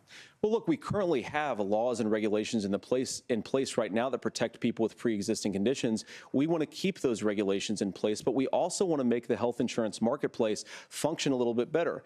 Now, what Governor Walz just said is actually not true. A lot of what happened, and the reason that Obamacare was crushing under its own weight, is that a lot of young and healthy people were leaving the exchanges. Donald Trump actually helped address that problem, and he did so in a way that preserved people's access to coverage who had pre-existing conditions. But again, something that these guys do is they make a lot of claims about if Donald Trump becomes president, all of these terrible consequences are going to ensue. But in reality, Donald Trump was president. Inflation was low. Take-home pay was higher. And he saved the very program from a Democratic administration that was collapsing and would have collapsed absent his leadership. He did his job, which is govern in a bipartisan way and get results, not just complain about problems, but actually solve them. Governor, did enrollment under the Affordable Care Act go up under the Trump administration? It's higher now that we've seen it go up. Look, people are using it. The system works. And the question about this of young people or whatever, that's the individual mandate piece of this. And Republicans fought tooth and nail saying, well, Americans should be free to do this. Well, then what happens is— So you think the individual mandate's a good idea? You shrink. I think the idea of making sure the risk pool is broad enough to cover everyone, that's the only way insurance works. When it doesn't, it collapses. You are asking pre-ACA where we get people out. Look, people know that they need to be on health care. People expect it to be there. And when we are able to make it, and we are making it this way, when we incentivize people to be in the market, when we help people who might not be able to afford it get there, and we make sure then when you get sick and old, it's there for you. Because I heard people say, well, I don't want to buy into Medicare or whatever. Good luck buying health care once you get past 70. So look, the ACA works. We can continue to do better. Kamala Harris did that. The way she made everything better was negotiating those 10 drugs on Medicare for the first time in American history. Thank you. Margaret? Can I address that? I apologize. We're out of time. ahead, we have a number of subjects to discuss. Margaret? Let's talk about families in America. There is a child care crisis in this country, and the United States is one of the very few developed countries in the world without a national paid leave program for new parents. Governor Walz, you said that if Democrats win both the White House and Congress, this is a day one priority for you. How long should employers be required to pay workers while they are home taking care of their newborns? You have 2 minutes. Yeah, well, that's negotiable, and that's what Congress worked. But here's what the deal is. Americans sitting out there right now, you may work for a big company. Look, we're home in Minnesota to some of the largest Fortune 500 companies. Kamala Harris knows that in California. Those companies provide paid family and medical leave. One is, I think they're moral and they think it's a good thing, but it also keeps their employees healthy. We in Minnesota passed a paid family and medical leave. You have a child, and I had to go back to work 5 days after my kids were born. This allows you to stay home a certain amount of time. What we know is that gets the child off to a better start, the family works better, we stay in their employers, we get more consistency in that. So Kamala Harris has made it a priority. We implemented it in Minnesota and we see growth. That's how you become a pro-business state. But the negotiations on it, and here's the issue, those big companies are able to offer it. Those of you out there who don't have it, just imagine what happens if you get cancer or your child gets sick. We know what happens. You end up staying home. In some places, that means no paycheck because you've got no protection on that. This is the case of an economy that Donald Trump has set for the wealthiest amongst us. He's willing to give those tax breaks to the wealthiest. He's willing to say, bust those unions up, do whatever. What we're saying is the economy works best when it works for all of us. And so a paid family medical leave program, and I will tell you, go to the families or go to the businesses and ask them. As far as childcare on this, you have to take it at both the supply and the demand side. You can't expect the most important people in our lives to take either our children or our parents to get paid the least amount of money. And we have to make it easier for folks to be able to get into that business and then to make sure that folks are able to pay for that. We were able to do it in Minnesota, and I'm still telling you this.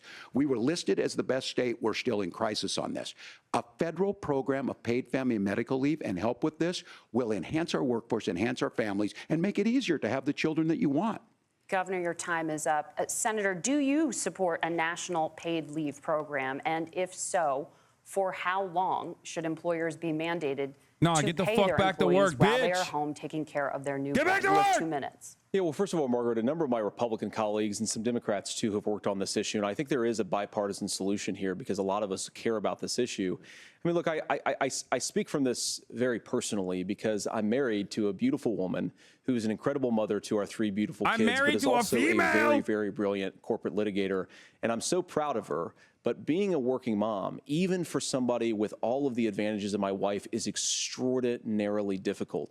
And it's not just difficult from a policy perspective. She actually had access to paid family leave because she worked for a bigger company. But the cultural pressure on young families and especially young women, I think makes it really hard for people to choose the family model they want. A lot of young women would like to go back to work immediately. Some would like to spend a little time home with the kids. Some would like to spend longer at home with the kids. We should have a family care model that makes choice possible. And I think this is a very important substantive difference between Donald Trump and Kamala Harris's approach.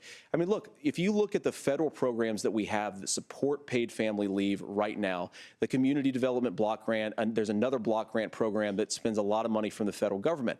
These programs only go to one kind of child care model. Let's say you'd like your church maybe to help you out with child care. Maybe you live in a rural area or an urban area and you'd like to get together with families in your neighborhood to provide child care in the way that makes the most sense. You don't get access to any of these federal monies. We want to promote choice in how we deliver family care and how we promote child care because, look, it is unacceptable.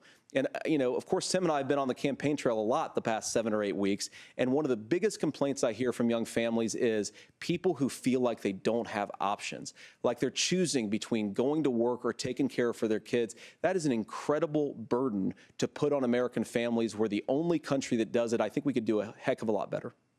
Senator, thank you.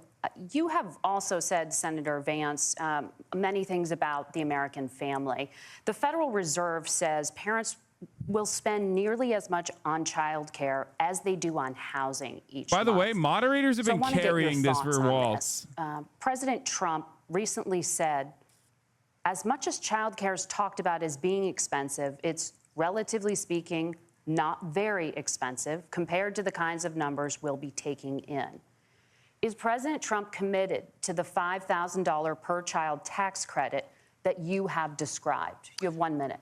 Well, what President Trump said, Margaret, I just want to defend my running mate here a little bit, is that we're going to be taking in a lot of money by penalizing companies for shipping jobs overseas and penalizing countries who employ slave laborers and then ship their products back into our country and undercut the wages of American workers. It's the heart of the Donald Trump economic plan.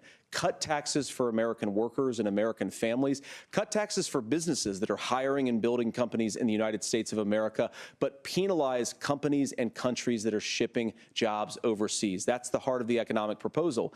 And I think what President Trump is saying is that when we bring in this additional revenue with higher economic growth, we're going to be able to provide paid family leave, child care options that are viable and workable for a lot of American families. Can you clarify how that will solve the child care shortage? Well, because as Tim said, a lot of the child care shortage is we just don't have enough resources going into the multiple people who could be providing family care options. And we're going to have to, unfortunately, look, we're going to have to spend more money. We're going to have to induce more people to want to provide child care options for American families, because the reason it's so expensive right now is because you've got way too few people providing this very essential service. Thank you, Senator. Governor Walz, your ticket also has some child care tax credit proposals. Do you think Congress will agree to the $6,000 credit for newborns and $3,000 credit for children over the age of 6, as your campaign has promised? Is that realistic? Well, if these members of Congress are listening to anybody, I can tell you, and this is the biggest issue. Everybody listening tonight knows. I mean, I'm sure they were shocked to hear it's not that expensive. And let's be clear, whether it's $5,000 or $6,000, that pays you about 3 or 4 months. Let's be clear of where we're at on this. It's because we got out of an imbalance on this. We thought we were going to get by not paying people. I don't think Senator Vance and I are that far apart. I'm not opposed to what he's talking about on options. We've done scholarships types of things. I think we need to be open to making the case.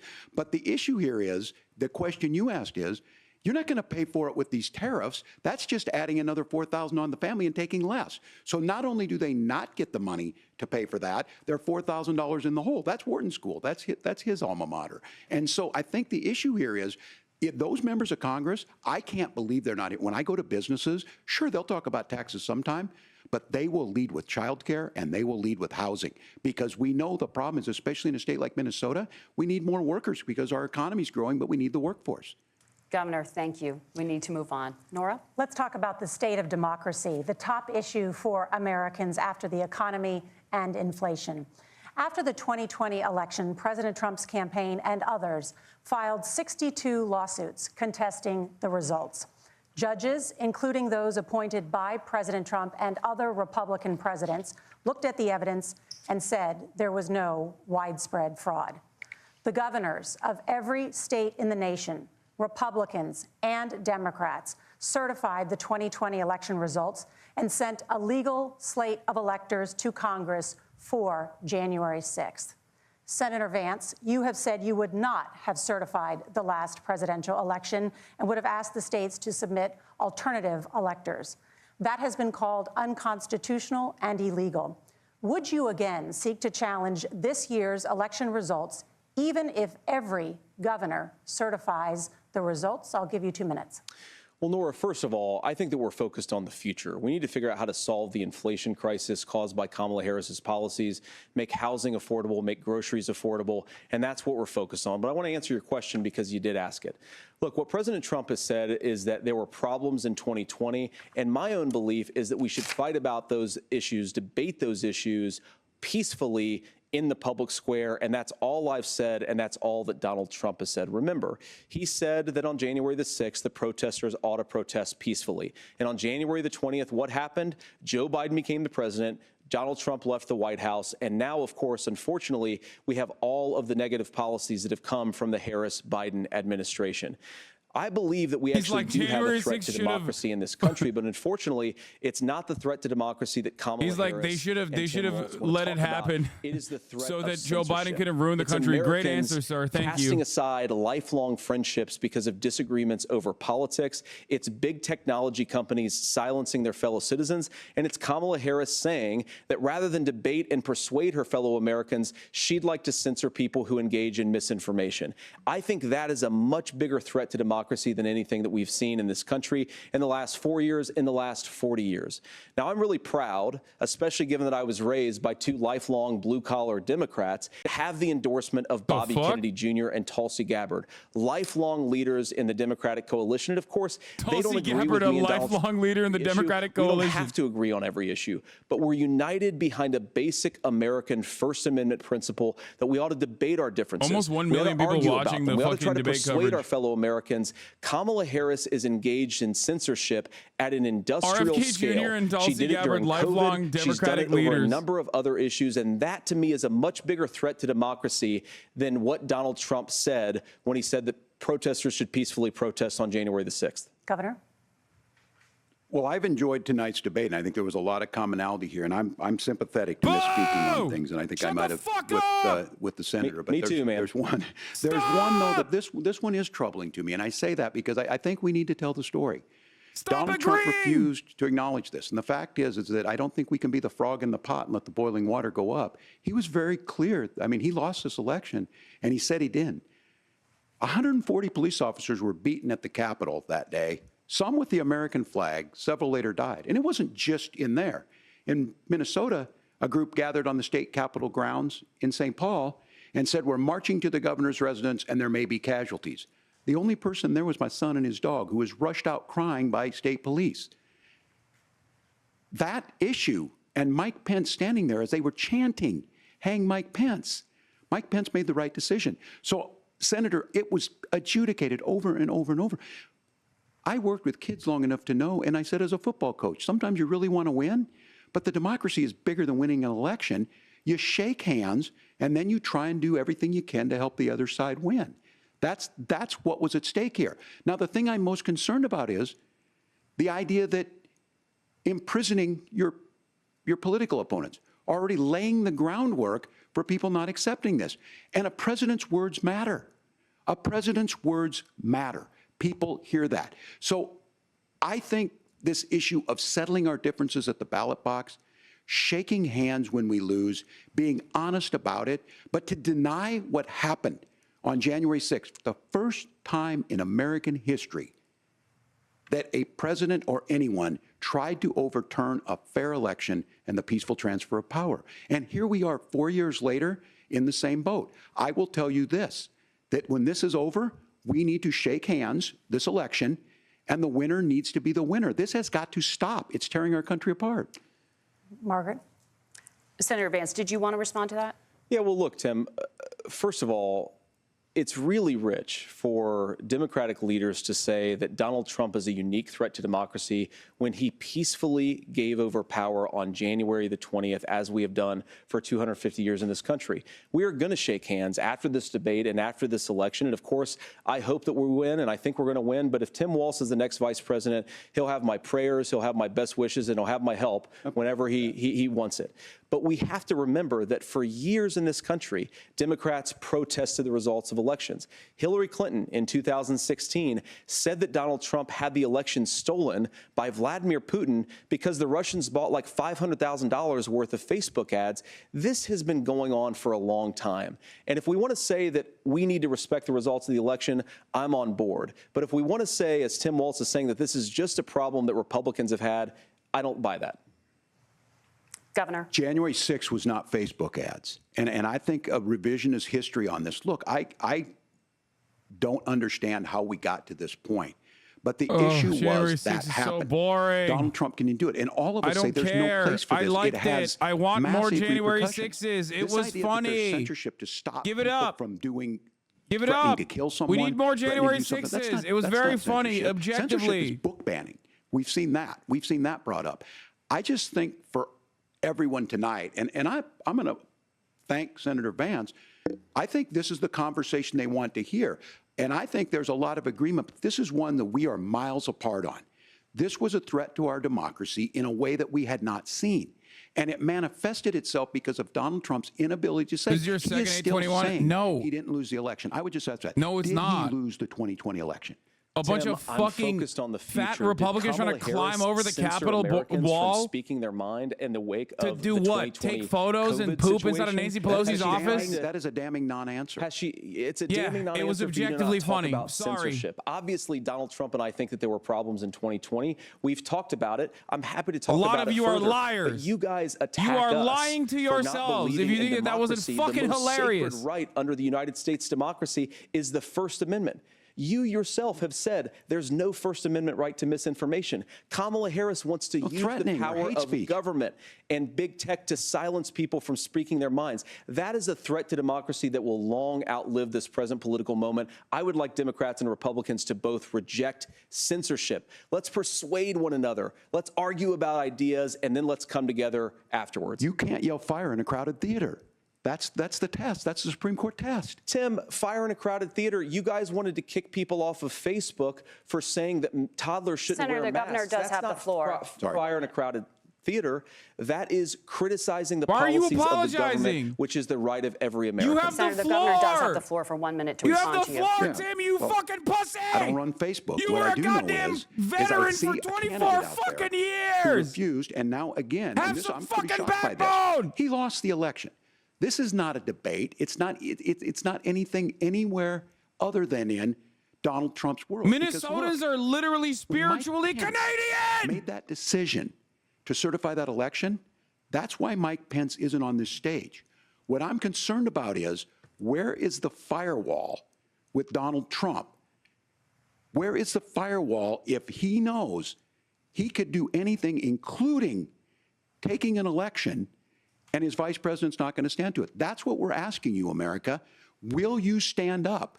Will you keep your oath of office, even if the president doesn't? And I think Kamala Harris would agree. She wouldn't have picked me if she didn't think I would do that, because of course that's what we would do. So America, I think you've got a really clear choice on this election of who's going to honor that democracy and who's going to honor Donald Trump. Governor, your time is up.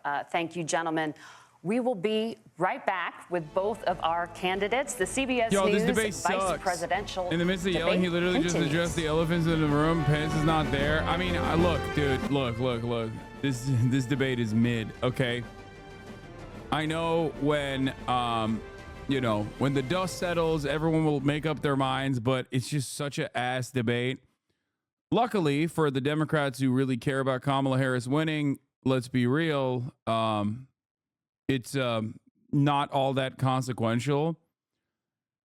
Tim Walz has his high notes whenever he's talking about issues that he actually cares about. But god damn, dude, this is the same exact fucking thing that I felt when I watched Bernie Sanders on that goddamn stage. I was like, dude, fucking attack, dude. Attack! You're debating against a literal Hitlerian candidate who's just sitting there like a fucking insurance salesman on television telling you that the Viagra is supposed to make your dick explode and it's normal and you can't sue the pharmaceutical company. Just address any of his indignity. Address anything that he is doing. Kamala Harris straight up whipped up Donald Trump, sauced him, put him in a fucking pan and fried his ass. Okay? Tim Walz is like, oh my God. Oh, well, I agree with this guy. Don't you know? Oh, I agree with him. I agree. Fucking cook his ass. He sucks. He sucks dick. He's fucking weird. You coined the weird term. Say he's fucking weird because he's weird. God damn, dude. I want to move to Minnesota.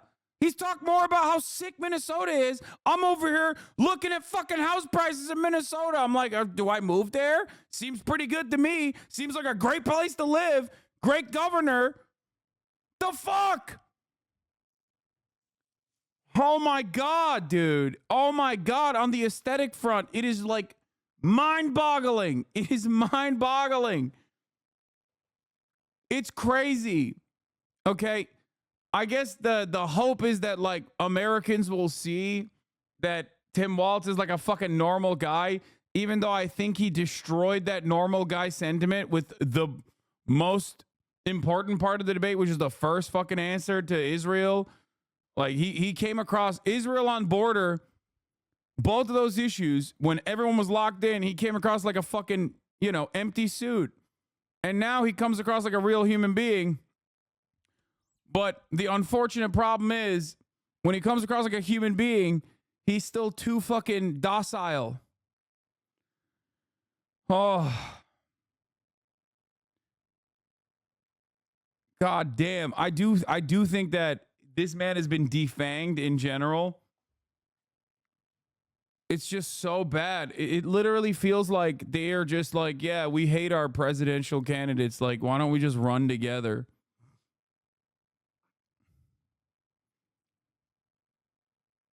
Okay.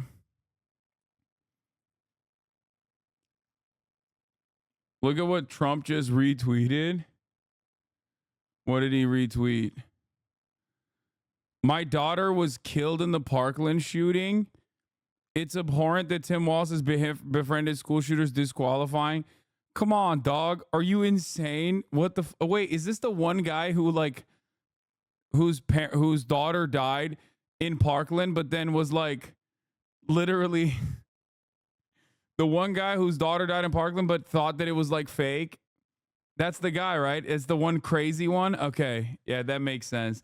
That dude is so insane, dog. He literally thinks the Parkland school shooting was like fake or some shit. He was insane. Anyway, fuck that guy. But also, yeah, I don't know, man. It's just wild. I think it's a perfect demonstration. Like, Tim Walz was good pre-Kamala Harris campaign, okay? Tim Walz, bad post-Kamala Harris campaign. Make up your mind about this. To me, it spells, the Kamala Harris campaign is kind of cooking this dude. Like, his commentary on issues, the way he communicated the issues that he cared about, the way he spoke to them was significantly better. Oh, wait, it's back. But look, the support of the democracy matters. It matters that you're here. And I'm as surprised as anybody of this coalition that Kamala Harris has built, from Bernie Sanders to Dick Cheney to Taylor Swift, and a whole bunch of folks in between there. And they don't all agree on everything. Brian, kill me. They are truly optimistic people. They believe in a positive future of this country, and one where our politics can be better than it is. And I have to tell you, that better than it is the sense of optimism that there can be an opportunity economy that works for everyone, not just to get by, but to get ahead. And the idea that freedom really means something. Not the freedom of government to be in your bedroom or exam room, but the freedom for you to make choices about yourself. Now, look, we all know who Donald Trump is. He's told us, and as Maya Angelou said, believe him when he told you that. His first inaugural address talked about American carnage, and then he spent 4 years trying to maybe do that. Senator Vance tonight made it clear he will stand with Donald Trump's agenda. He will continue to push down that road. Excuse me.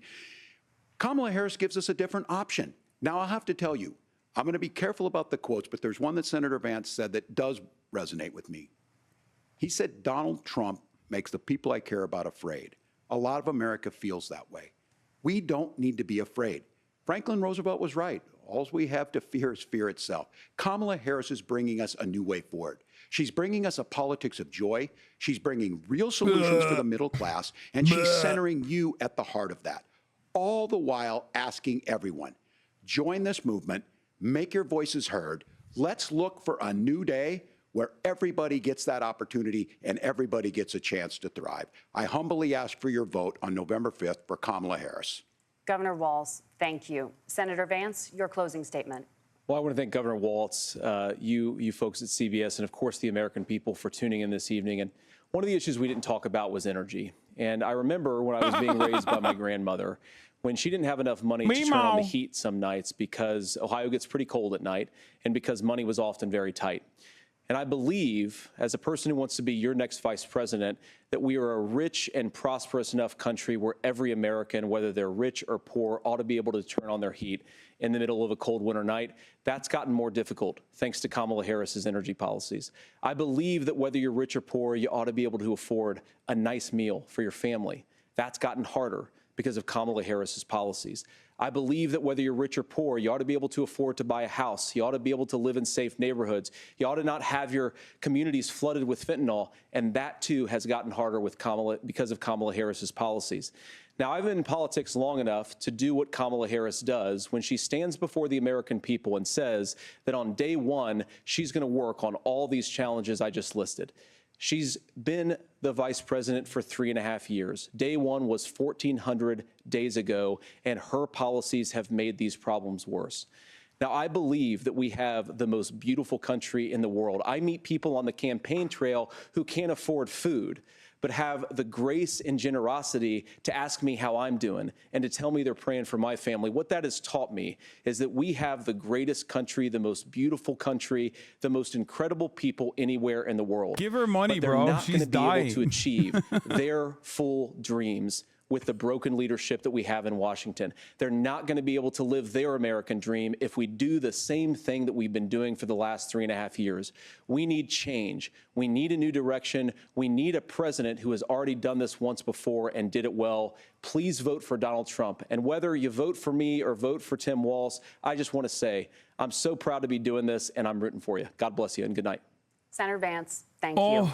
My God. And thank you both for participating Oh in the my only God. vice This debate presidential won't move the needle, but it's not a good thing. Okay? Because the needle has to move. The needle has to move for the Democrats. It's not moving in a good direction. You feel me? And oh my fucking Lord. Oh my God. What an absolutely awful, pathetic fucking waste of time that was. Holy shit, dude. Oh my God, I cannot be alone in feeling this way. Please. Like, I know when we watch debates like this, when debate time rolls around, we got a lot of fucking liberals in here, right? Like a lot of fucking people that normally don't tune in, but just tune in for this type of shit. Okay? And they're going to get very mad at me when I say stuff like January 6th was objectively funny. Okay? Like, they're going to get mad at me. But beyond that kind of stuff, beyond that kind of shit, okay, I personally think this is the Biden debate, but this motherfucker doesn't have any excuses. I know. I mean, Tim Walz didn't do as poorly as like Donald Trump did, obviously. I hated it. I hated it so much. I hated it to the bottom, from the bottom of my fucking heart. The Democratic Party is so captured by right-wing sentiment, so desperately trying to move the needle in the right-wing direction. Was it worse than you expected? No, I mean, even before the debate, I told you that Tim Walz was like neutered and he was going to be bad and that he was not a very good debater to begin with. Okay? But oh my God, every time they said, I agree with you, just like a little piece of me died. I hope I'm not alone in this. But like, all of the high level, like all of the most consequential stuff, especially that was front loaded, because these debates, usually they do that because by the time like the end of the debate rolls around, nobody's fucking paying attention. What do you mean? January 6th was so terrifying for democracy. It was one of the worst things to happen in recent history. Yeah, dude, they were going to be able to fucking stop the process so that, you know, 330 million Americans would hallucinate an alternative reality where they didn't go out and vote and that Joe Biden didn't win. No. That was the least consequential aspect of like Trump's election engineering, okay? The more consequential stuff was the legal shit that he was trying to do behind the scenes, where there is an active prosecution against that sort of thing, despite the fact that it's been held up in the courts, okay? January 6th is objectively funny, and one of the dumbest aspects of this entire process, like magically, we're just going to forget if the ballot, if Mike Pence followed through on what Donald Trump wanted to do and just refused to fucking authorize the ballots, all of a sudden we're just going to forget that an election took place. Like, get the fuck out of here. That's not going to happen. It's ridiculous. Okay? They didn't even know what their goals were. They were just a bunch of fucking small business owners that were running around and ultimately just like took selfies inside of fucking rooms and shit and got maced. Okay? Yeah. You will never convince me that a bunch of fucking fat business owners trying to climb the walls of the goddamn Congress was not a hilarious moment. Okay. I have to fact check you. January 6th was terrifying. Okay.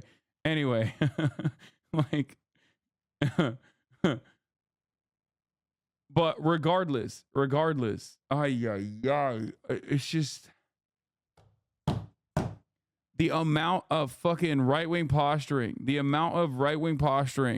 coming from the Democratic Party, especially from a guy like Tim Walz, is really sad to see. Down the stretch, Vance and Walz competed to see who could trump the shittiest endorsement. Vance first met with Tulsi Gabbard and RFK Jr., but Walz came out swinging by reminding everyone Dick Cheney endorsed Kamala. All in all, completely wasted block of time I regret watching. Yeah. It is very, very bad. It is very, very, very bad. I mean, it's still bad that the Americans attempted to push. Dude, come on. We are not organized nearly enough to be able to do that, okay? Ultimately, I'm gonna keep it $1.50, okay? If the Democrats were just gonna cave and capitulate to right-wing framing, they should have just gone with Josh Shapiro. That's what I said, okay? If Dems were gonna be this pro-Israel and neuter whatever progressive momentum they would have gone with the Walz pick, they should have just went with Josh Shapiro. Sure, all of his controversies aside, he would have been a better debater. He would have been even a better communicator of Kamala Harris's policies, for sure. Like, I don't think Tim Walz's heart is in it to be like, I love the border wall. I can't wait to build it. I can't wait to fucking, like, he's not there. He's not nearly enough of an empty fucking suit, at least like Josh Shapiro is, you know what I mean? He would have done the Obama speech pattern while being like, yeah, if you like your undocumented migrant, you can't keep it. I'm Josh Shapiro. That type of shit. He would have fucking cooked. He straight up would have cooked. Pennsylvania would have been locked down. Okay. Straight up. Very different election. Very different election for the Democratic Party. You didn't build that? And pussy too? Anyway. It's so bizarre they want to push Walz in every man so bad. It's so unnecessary to win the election and actively alienates voters. No. Walz being an everyman is good. Okay. Walz could be a generational talent. The problem is you just got to let him loose. And and he's not going to be good as a everyman who's like, think about how well he spoke on the issue of lowering pharmaceutical prices, lowering housing prices. Think about how well he spoke about protecting a women's right to choose. Like, those are areas that he's good on, or fucking paid family leave and how it actually helps small businesses. Like, that's an adequate way to help small businesses, much better than anything else. Like, he popped off. Problem is, he's also tacked on to like a whole bunch of like stupid ass neoliberal ass policies. And that's very hard to effectively communicate, especially if your heart is not in it. Okay. He was great on unions. Like, there were a lot of high notes for Walz. Problem is, there were a lot of low notes for Walz too. And the low notes were way more consequential. Okay. Also, I do have to say, I'm not one of these like rad libs, but goddamn, okay. JD Vance, OJD, let me tell you something, okay? This motherfucker, he really likes Tim Walz, but hates Kamala Harris. Okay. I don't know what's going on there. I mean, his wife is an Indian woman, but maybe there's another part of that he just hates. I don't know. He apparently hates Kamala Harris, but likes Tim Walz quite a bit. I mean, I joked. I said, I'm going to assume it's not because of his preference over the Vikings, you know? It's just weird. It's weird how much he was like, I love you, but you're fucking president. The presidential candidate, I fucking hate her. That bitch. Like, it was really, really weird, okay? It was really fucking weird, man.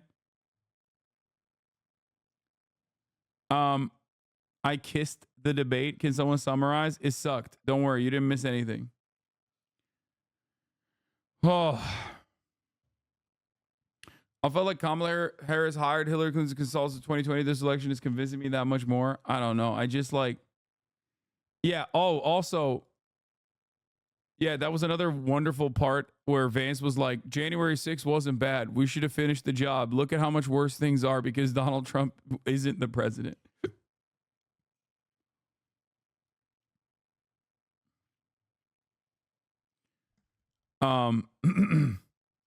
That was cool. He was like, yeah, January 6th was awesome. And also, I agree. And also it should have happened and it should have been completed so that Joe Biden couldn't ruin the country. Okay, that's a cool argument to make. Many Americans are probably not going to agree with that. Not every American has the same attitude that I do towards January 6th being funny, objectively, okay? Even though it is. Even though it is. Yeah, but Walz looked definitely way too docile, for sure.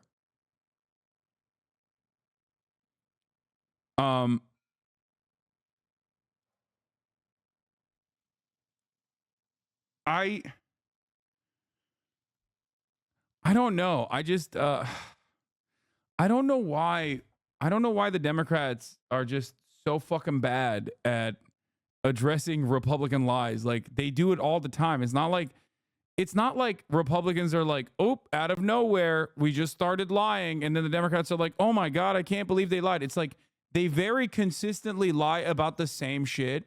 So you should at least predict that angle of attack and have an effective, very quick counter to it. You know what I mean?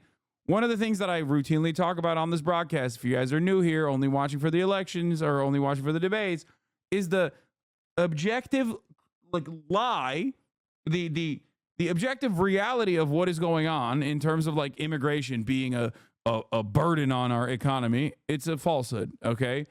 Immigrants give way more than they take from the system.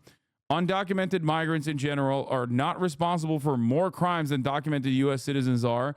They're actually responsible per capita for far less crime than natural-born U.S. citizens are.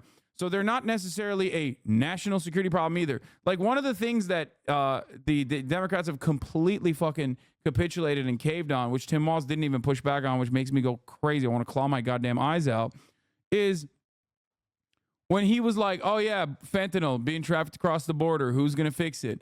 He was like, oh, we're going to fix it. It's like, bro, 80% of the drugs that are being trafficked across the border are not being shipped with child mules in the way that fucking stupid ass JD Vance mentioned. It's 80 on some years. Usually it's 90%. Okay. Here's the Cato Institute. U.S. citizens were 89% of convicted fentanyl traffickers in 2022. Okay. 89%. It's Americans that are bringing the fucking drugs, not undocumented migrants, dude. That logistically makes no sense. Like, that's not how you can build an active supply chain. Okay. You cannot build a supply chain by trafficking drugs in the pockets of migrants who are going to get apprehended by Customs and Border Patrol. It's so fucking stupid. It's so stupid. It doesn't make fucking sense. It's happening at regular points of entry, and it's happening with American citizens. Like, they're the ones who are bringing it in. And we're just like, nah, dude, it's actually migrants. Sorry. Anyway, it's also wild that everything is behind every problem in America is a migrant, okay? An undocumented migrant, which, by the way, can be a documented migrant, but according to JD Vance, that doesn't count either. Turns out documented legal migrants into the country are also undocumented, according to JD Vance, which he openly communicated once again. He said it over and over again, which is a crazy thing to say. How are you not going to address that? How are you not going to turn around and be like, what are you talking about? What do you mean? These guys are documented migrants and you want to consider them undocumented and you want to do mass deportation? What kind of freak shit is that? Anyway, I guess some interesting parts about the debate. Some interesting parts about the debate, of course, is that both JD Vance and Tim Walz agreed that like housing shouldn't be treated like a commodity. Not that I believe either of them actually are committed to that position. Maybe Tim Walz is. Okay. But like JD Vance certainly isn't. That was a wild thing to say, though.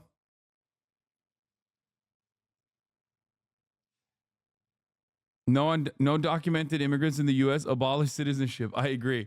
Yeah, the United States, no more borders, no mask, there's no borders. But yeah, they fucking agreed on way too much, man. I hated that. On Tiananmen Square.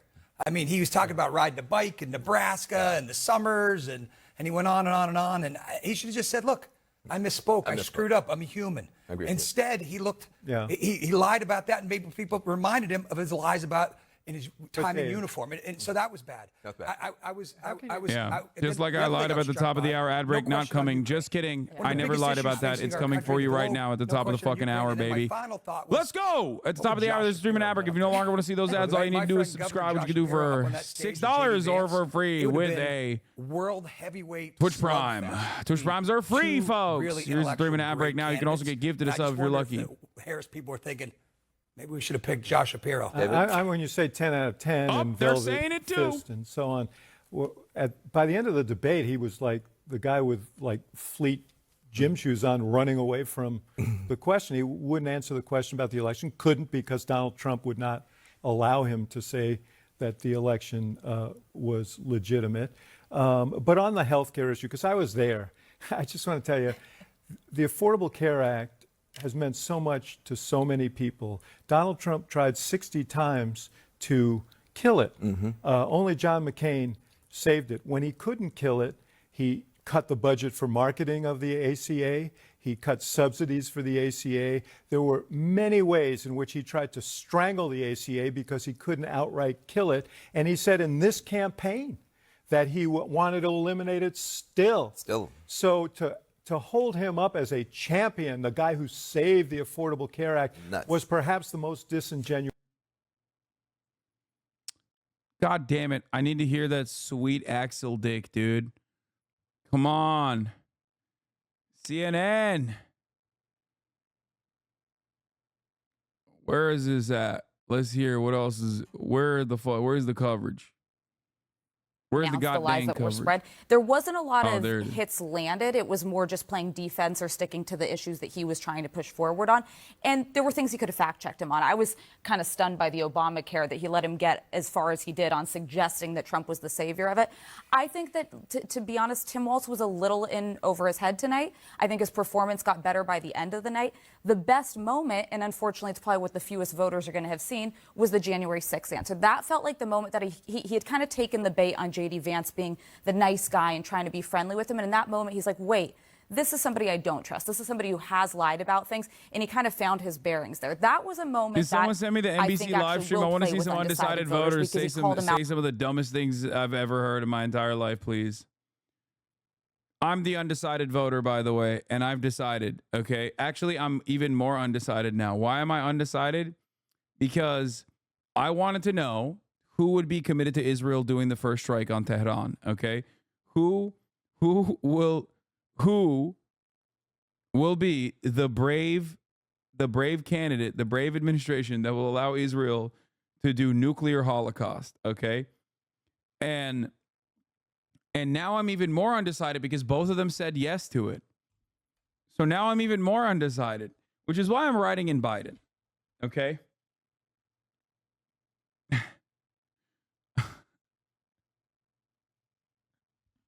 That's why I'm even more undecided, because they addressed it, but they both said yes to it, and I couldn't tell which one was more excited about it. It seemed like they were both maximum excited about the prospect of giving the nuclear apartheid state committing a genocide the opportunity to first strike Iran. Okay? That was what my major question was. I was shocked that the media immediately asked that as the first question.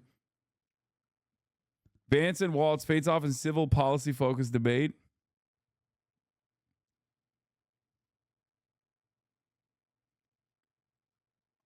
It's so funny that Trump, in the midst of it all, was like talking about Pete Rose. He was like, this debate sucks.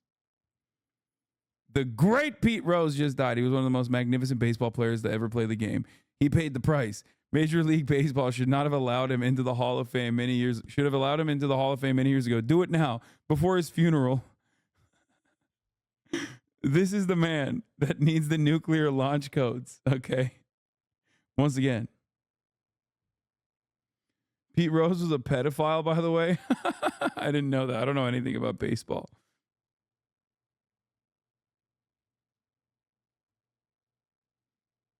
He was a self-admitted pedo? Jesus Christ. What the fuck? That's crazy. What the fuck? Oh, that's wild. I guess it's because like all the rock music was like talking about doing statutory rape to minors, so they thought it was cool to say shit like that. That's insane, dude. How are you a self-admitted pedophile? Wild shit.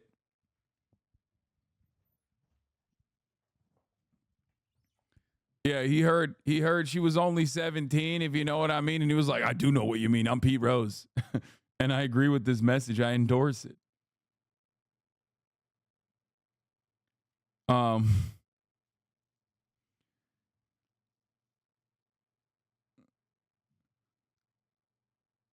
Yeah, but like no one has more hits than him ever, so that's gotta like mean something. He was banned from baseball for gambling on the MLB. What does that mean? Does that mean that being a pedophile makes you hit harder? Like, is that my takeaway from this? I didn't know anything about Pete Rose until this moment, and let me tell you, everything I found out about him in the last 3 minutes have been awful. Okay, what the fuck?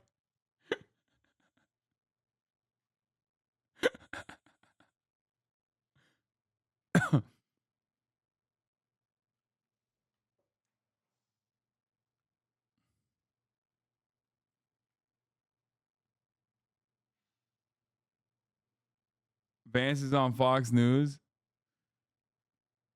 Trump, not Kamala Harris, the person who has sort of broken the entire world. And I just tried to make that point as much as possible, man. Just make it about substance and let the American people make up their mind. One of the things is I was watching the 181 ballistic missiles being fired from Iran into Israel, and I'm so thankful they got most of them down, but they're now really fighting a forefront war.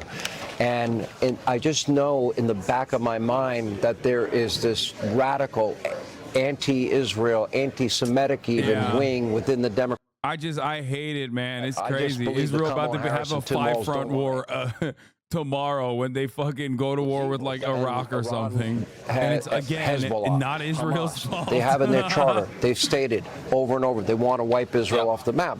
We hear it in the halls of Congress, college campuses. Right. This is a serious, their very existence is at risk here.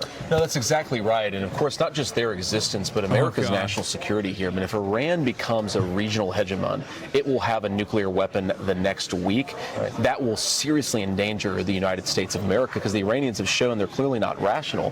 But you think about this happened, Sean, because of confused policy from American leadership. We ask ourselves, like, how did it get to the point where Iran is launching 200 ICBMs at America's most important regional ally?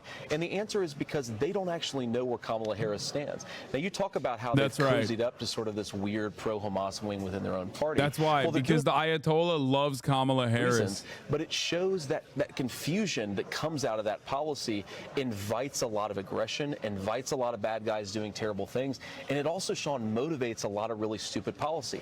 200 ICBMs, that's not cheap. Iran has a lot of other weapons. How did they fund it?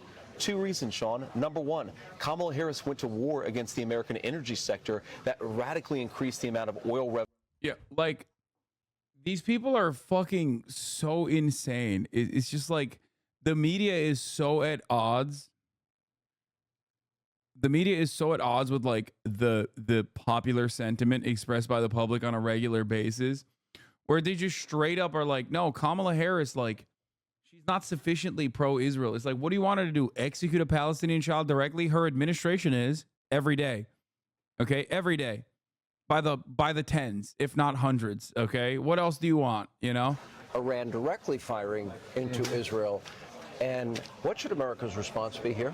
Well, look, I think it's tough, Sean, because we don't have a president that we can actually trust. I don't even know who the president of the United States is. And that's one thing we didn't actually get into the debate that I really wanted to hammer Kamala Harris on, is that for 3.5 years, America has been saddled with a president of the United States who can't do the job. And the reason is because Kamala Harris lied and said he was up to the job of president. And of course he wasn't. And now we're in this, we've got this terrible crisis in Appalachia, these terrible floods, a lot of of people affected. We've got this regional war breaking out in the Middle East, and we don't have effective American leadership. Best on I ever. think what our response is fundamentally, nice shirt. This is Israel's security, and they have to make the decision about how they're best going to protect their own security, and they need the support of their American allies, not Joe Biden, as confused as he is, standing behind them, effectively promising that he's going to punish them. No, Chad, Kamala Harris didn't cause the hurricane. It was immigrants. Like, what? Come on, get it right.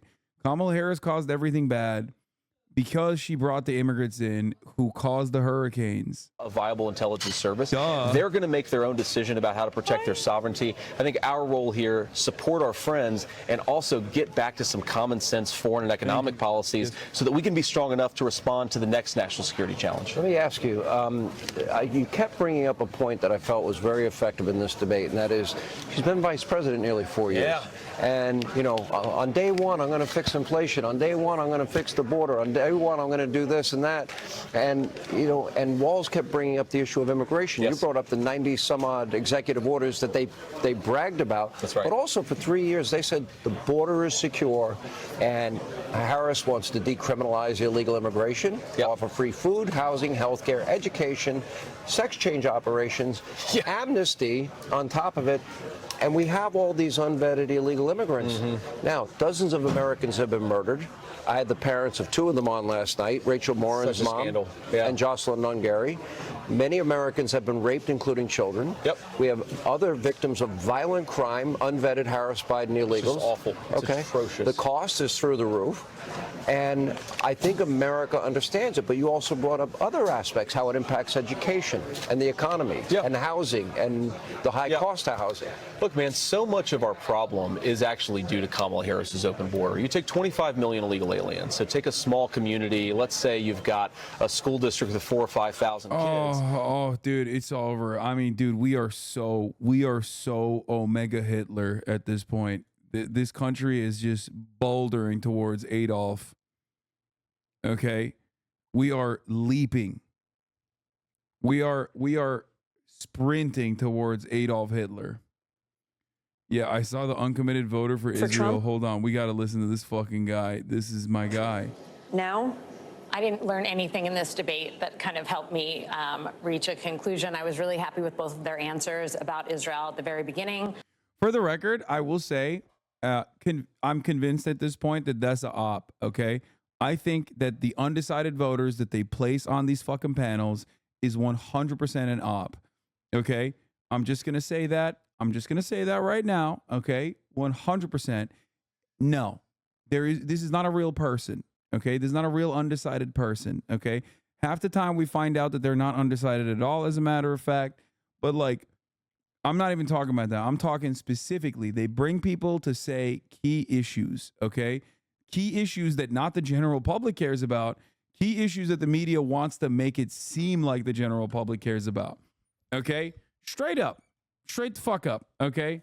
Let's hear what this very real undecided voter has to say. That kind of helped me reach a conclusion. I was really happy with both of their answers about Israel at the very beginning. But I had a crazy day today. I started this morning interviewing Aviva Siegel, former hostage whose husband, Keith Siegel, an American, is still held hostage in Gaza, along with another 6 Americans and over 100 others. And no one addressed that at all. No one addressed rising anti-Semitism on college campuses. Shut up, bitch.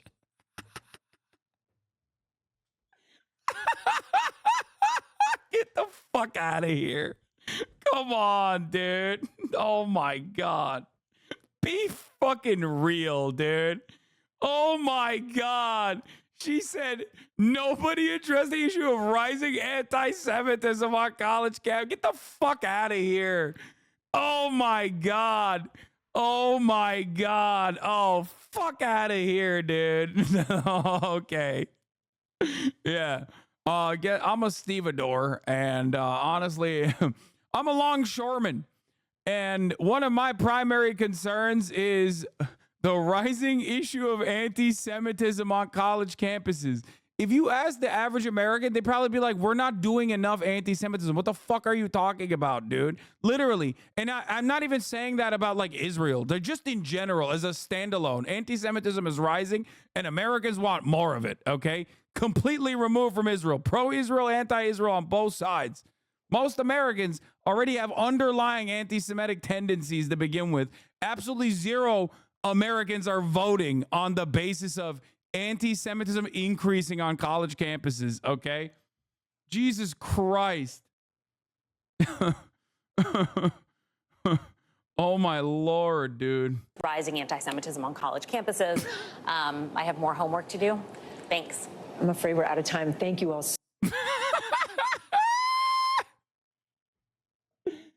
Oh, that's great. That's great. That's cool, man. Oh, Jesus Christ. Average rural Pennsylvanian probably, yeah, the average rural Pennsylvanian not probably, definitely believes that, okay? And on both sides of the issue of Israel, for the record, like, they could be, the average rural Pennsylvanian was like, I don't know why we're giving so many tax dollars to the Jew nation. They control the media. That's probably why. Or we need to give more tax dollars to defend Israel because it's the God's chosen children, and I'm an evangelical, but also they run the media. Both sides of the issue is going to be anti-Semitic. It's the United States of America, okay? Come on. Literally. Ridiculous. Like, she didn't even say anti-Semitism rising in America. She said on college campuses, brother. Like, not even anti-Semitism rising in America, okay? That at least addresses a concern of, like, Jewish voters. For sure. That is definitely a concern of Jewish voters. She said anti-Semitism rising on college. Okay, I'm done. No. We're moving on from this objectively insane statement from a definitely real undecided voter. Okay.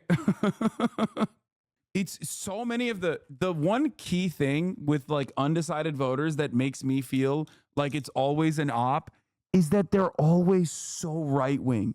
Like, there is, like, you rarely ever see like one undecided voter that's like, dude, I want the housing prices to go down. What the fuck? It's impossible to rent, okay? I meet real people every fucking day, and that is like their primary concern. But I turn on the television and I see these fucking undecided voters, and they're always talking about like the most weird right-wing issues. They're always so undecided because they're so heavily invested in the right-wing framing for some fucking reason. You know what I mean? It's crazy.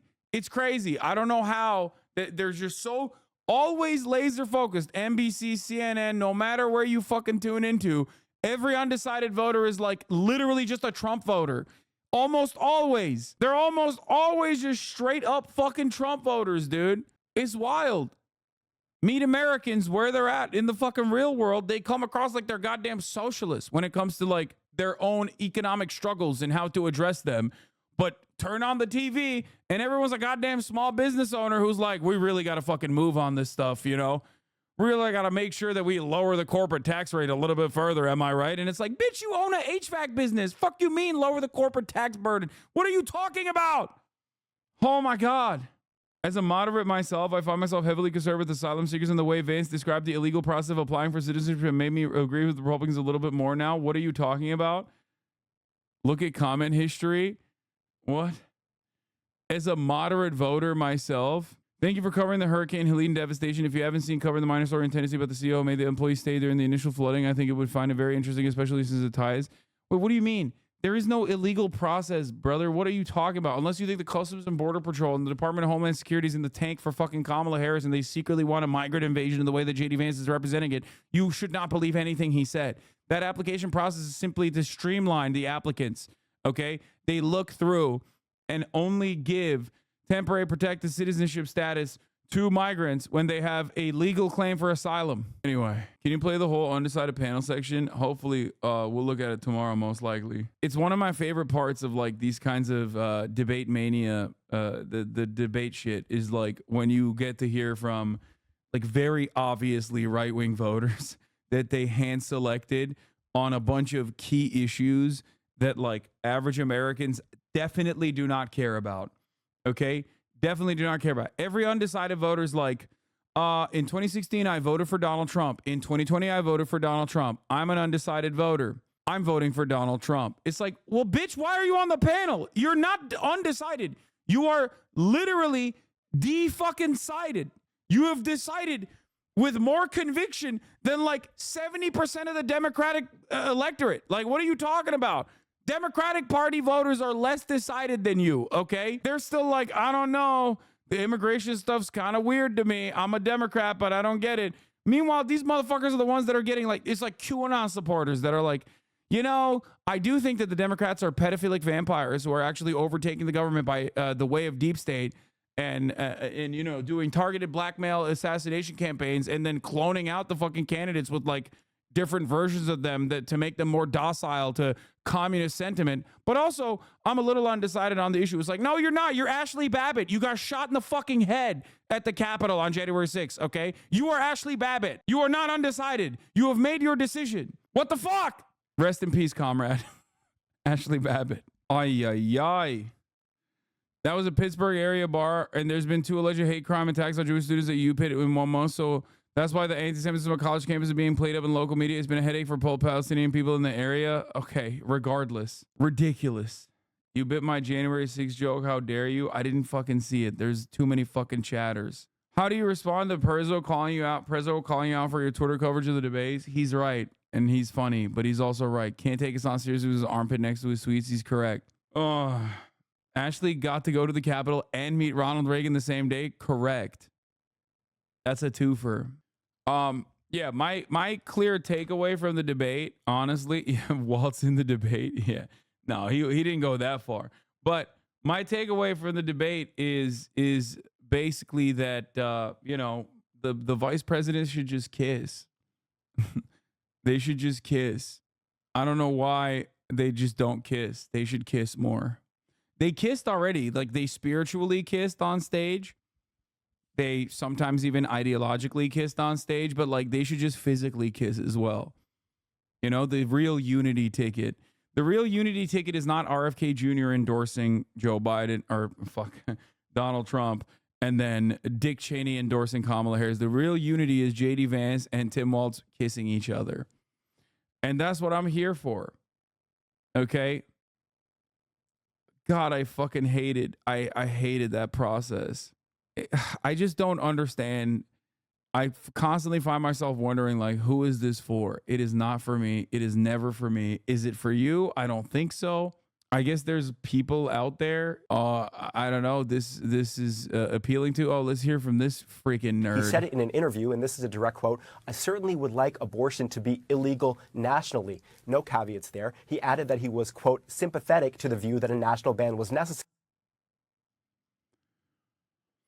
Don't discount the viewers. Like, don't discount the NATO voters. Okay, the one NATO voter can't vote anymore because he's in jail for an attempted assassination of the former president. Okay, there was one NATO voter and now he's in jail, so he can't even fucking vote. And then in the Senate, as recently as late last year, he explicitly pushed a national ban as early as 15 weeks gestation. As a debate moderator said to him, he can try to spin that as just a standard, but it's not like a goal or a target. That was federal legislation, or the idea of it at least. That for the record, now that I've said that, there's a second NATO voter for sure. Anderson before he was elected.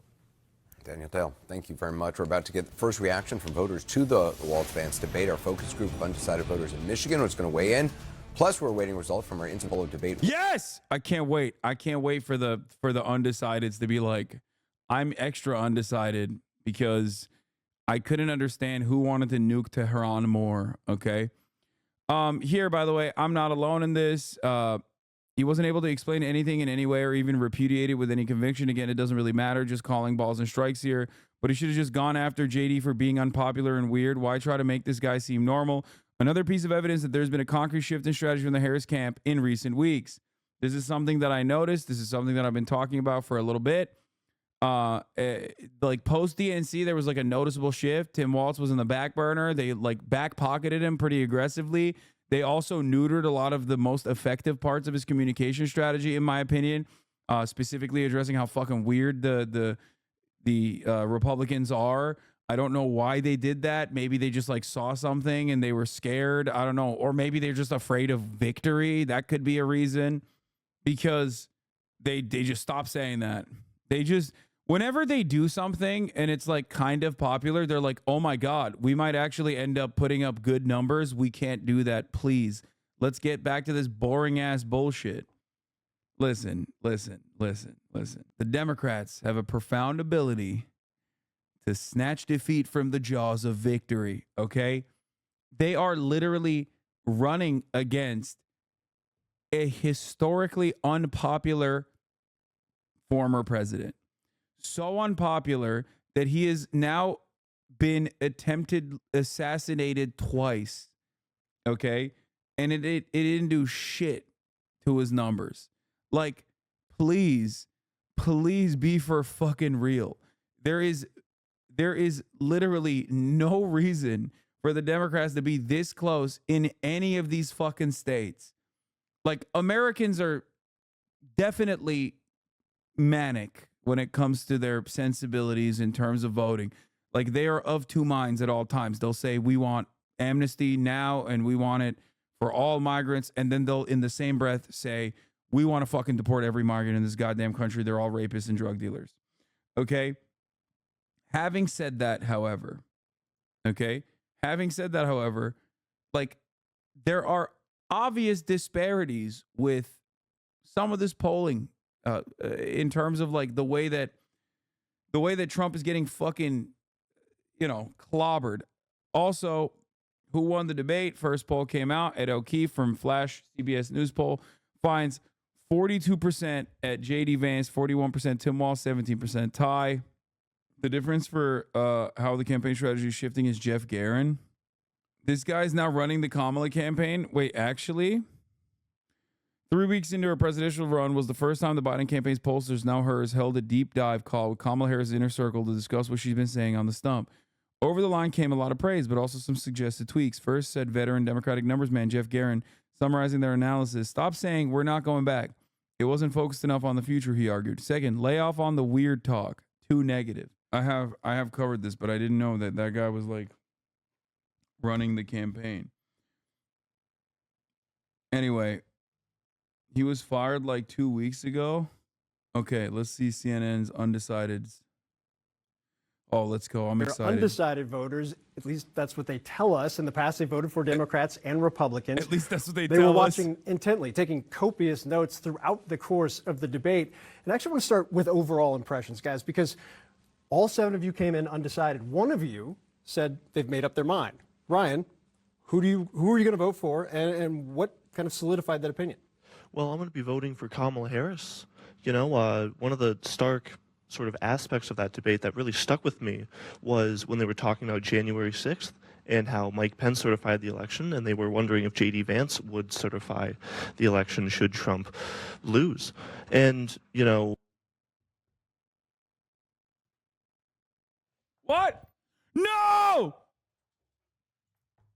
CNN! So 6 of you still remain undecided. About 35 days until the election. We're going to dig in on some issues in a moment and your reactions to those issues. But first, I want to talk about what Jake Tapper was just talking about in terms of the tone. Everybody seems to agree this was not a... That is 100%. That is like a Redditor, okay? Warm and fuzzy was what came to mind for you. What did you see tonight? I haven't seen a debate like this in a very long time. I'm sorry. I haven't seen a debate like this in a very long time. They supported each other. They were kind. And it was warm and fuzzy. I mean, you could watch it and not be offended by the words they were using towards each other. And I think to that point, one of the striking things when we were looking at the data in terms of your guys' responses is your favorability for both candidates, regardless of how you viewed them coming into the night, went up significantly. Johannes, why? I'm Brian Kilme. Mainly, I think, just the way that they did a debate. Just mainly that they did an actual debate in front of me. There was not much fear. There was not much hesitancy. They showed their characters to each other in a way. And as was mentioned, they kind of supported each other as they're going within debate and not attacking each other personally, but more of the policies and then what they stand for. So let's talk about some of those policies. One of the things that we heard was a discussion about expertise and taxes in particular. This was from Governor Walz. Take a listen. Look, if you're going to be president, you don't have all the answers. Donald Trump believes he does. My pro tip of the day is this. If you need heart surgery, listen to the people at the Mayo Clinic in Rochester, Minnesota, not Donald Trump. And the same thing goes with this. And I ask you out there, teachers. Dude, what the fuck's going on with the goddamn CNN cover? Do we have another CNN? Do we have another CNN live stream? This shit sucks. It keeps getting cooked. All you want. So we've talked about how each of these undecided voters had dials throughout the course of the 90-minute debate. What you saw on the bottom of your screen there, those lines, pink lines for the female undecided voters, blue lines for the male undecided voters, you saw the movement based on that response. I'm not gonna lie, I think it's gonna be really funny because JD Vance is gonna get broad positive reception from this, and they're gonna compare him to Donald Trump, and Donald Trump's reception was pretty negative, and that's gonna piss him off. Sound on expertise, taxes, kind of how he was presenting that case. Well, it is very important that we have expertise when making these decisions in policy, right? And so him bringing what is he wearing? Specifics to say that we need like expertise making these decisions, I believe that was very important, and that in turn made me, turn my favorability towards him. Yeah, we're having a positive reaction. There was another moment, I think, for Senator Vance. Bro, that that's got a very different positive type of Redditor. That's another Redditor. Take a listen. I want us as a Republican Party to be pro-family in the fullest sense of the word. I want us to support fertility treatments. I want us to make it easier for moms to afford to have babies. I want it to make it easier for young families to afford a home so they can afford a place to raise that family. And I think there's so much that we can do on the public policy front just to give women more options. Now, Karen, this has obviously been a huge debate in this election throughout the course of the last several months. You're expecting. Congratulations, by the way. That's pretty awesome. What did you hear in that comment from Senator Vance? Personally, I believe that on the Republican side, it sounded very progressive, more so than I expected tonight. Just saying that they... Oh, God, no, I can't do that. No, I can't hear from... CBS fact-checking has gone insane. During the VP debate, JD Vance claimed housing in the U.S. is unaffordable because we have brought in millions of illegal immigrants to compete with Americans for scarce homes.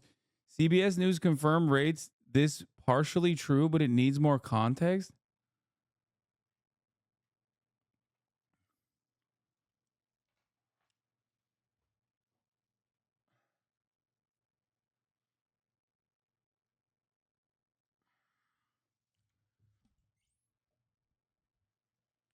Fact check true by real American patriots.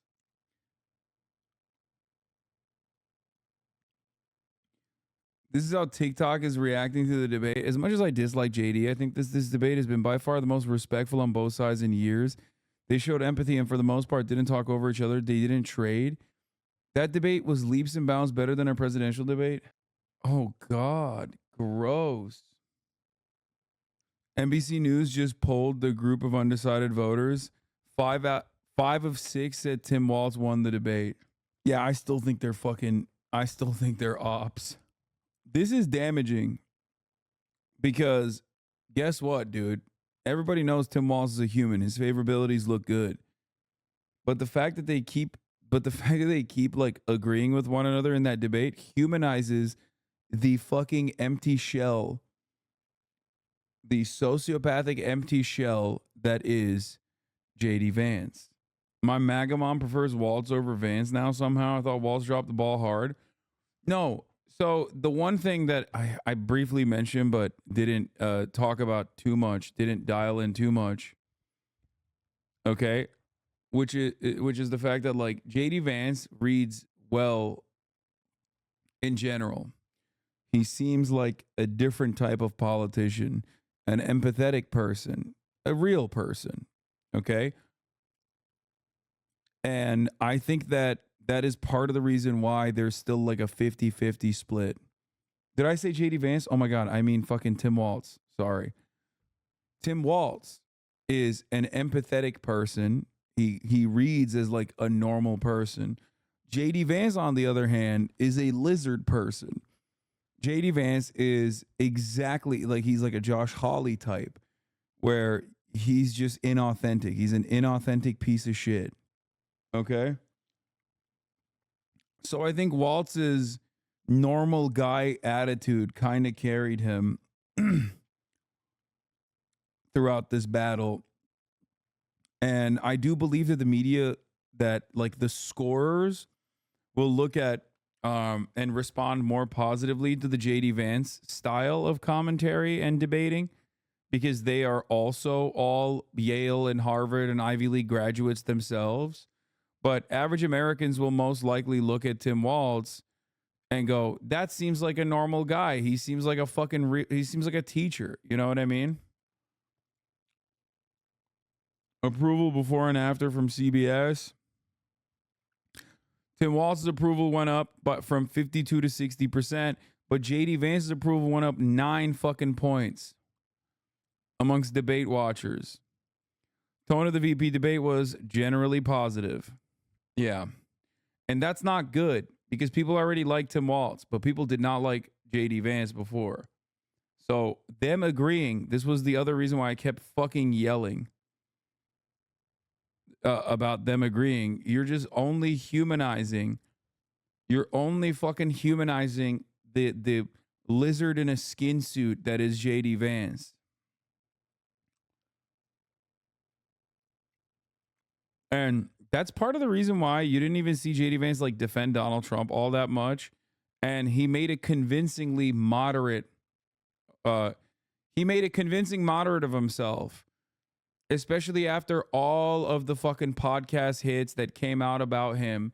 He basically was able to conduct himself in a way where he was able to kind of even separate himself from Donald Trump on like negative stuff, while simultaneously, and I mean, he still obviously has to defend Trump. Like, that's what the base demands. But he basically was building his own personal brand on that stage, and he did a really good job at that.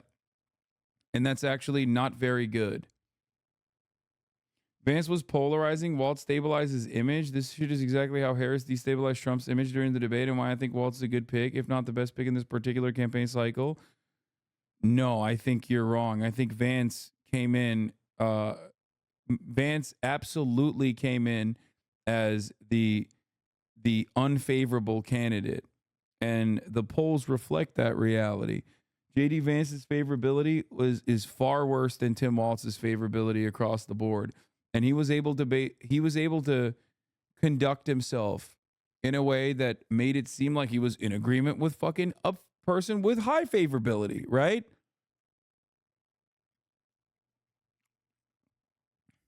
I was shocked at how personal this debate was between the two of them. It definitely did not feel like a typical VP debate. Usually they talk about the top of the tickets like 90% of the time. This time they talked about the tops of the tickets like 40% of the time. Yeah.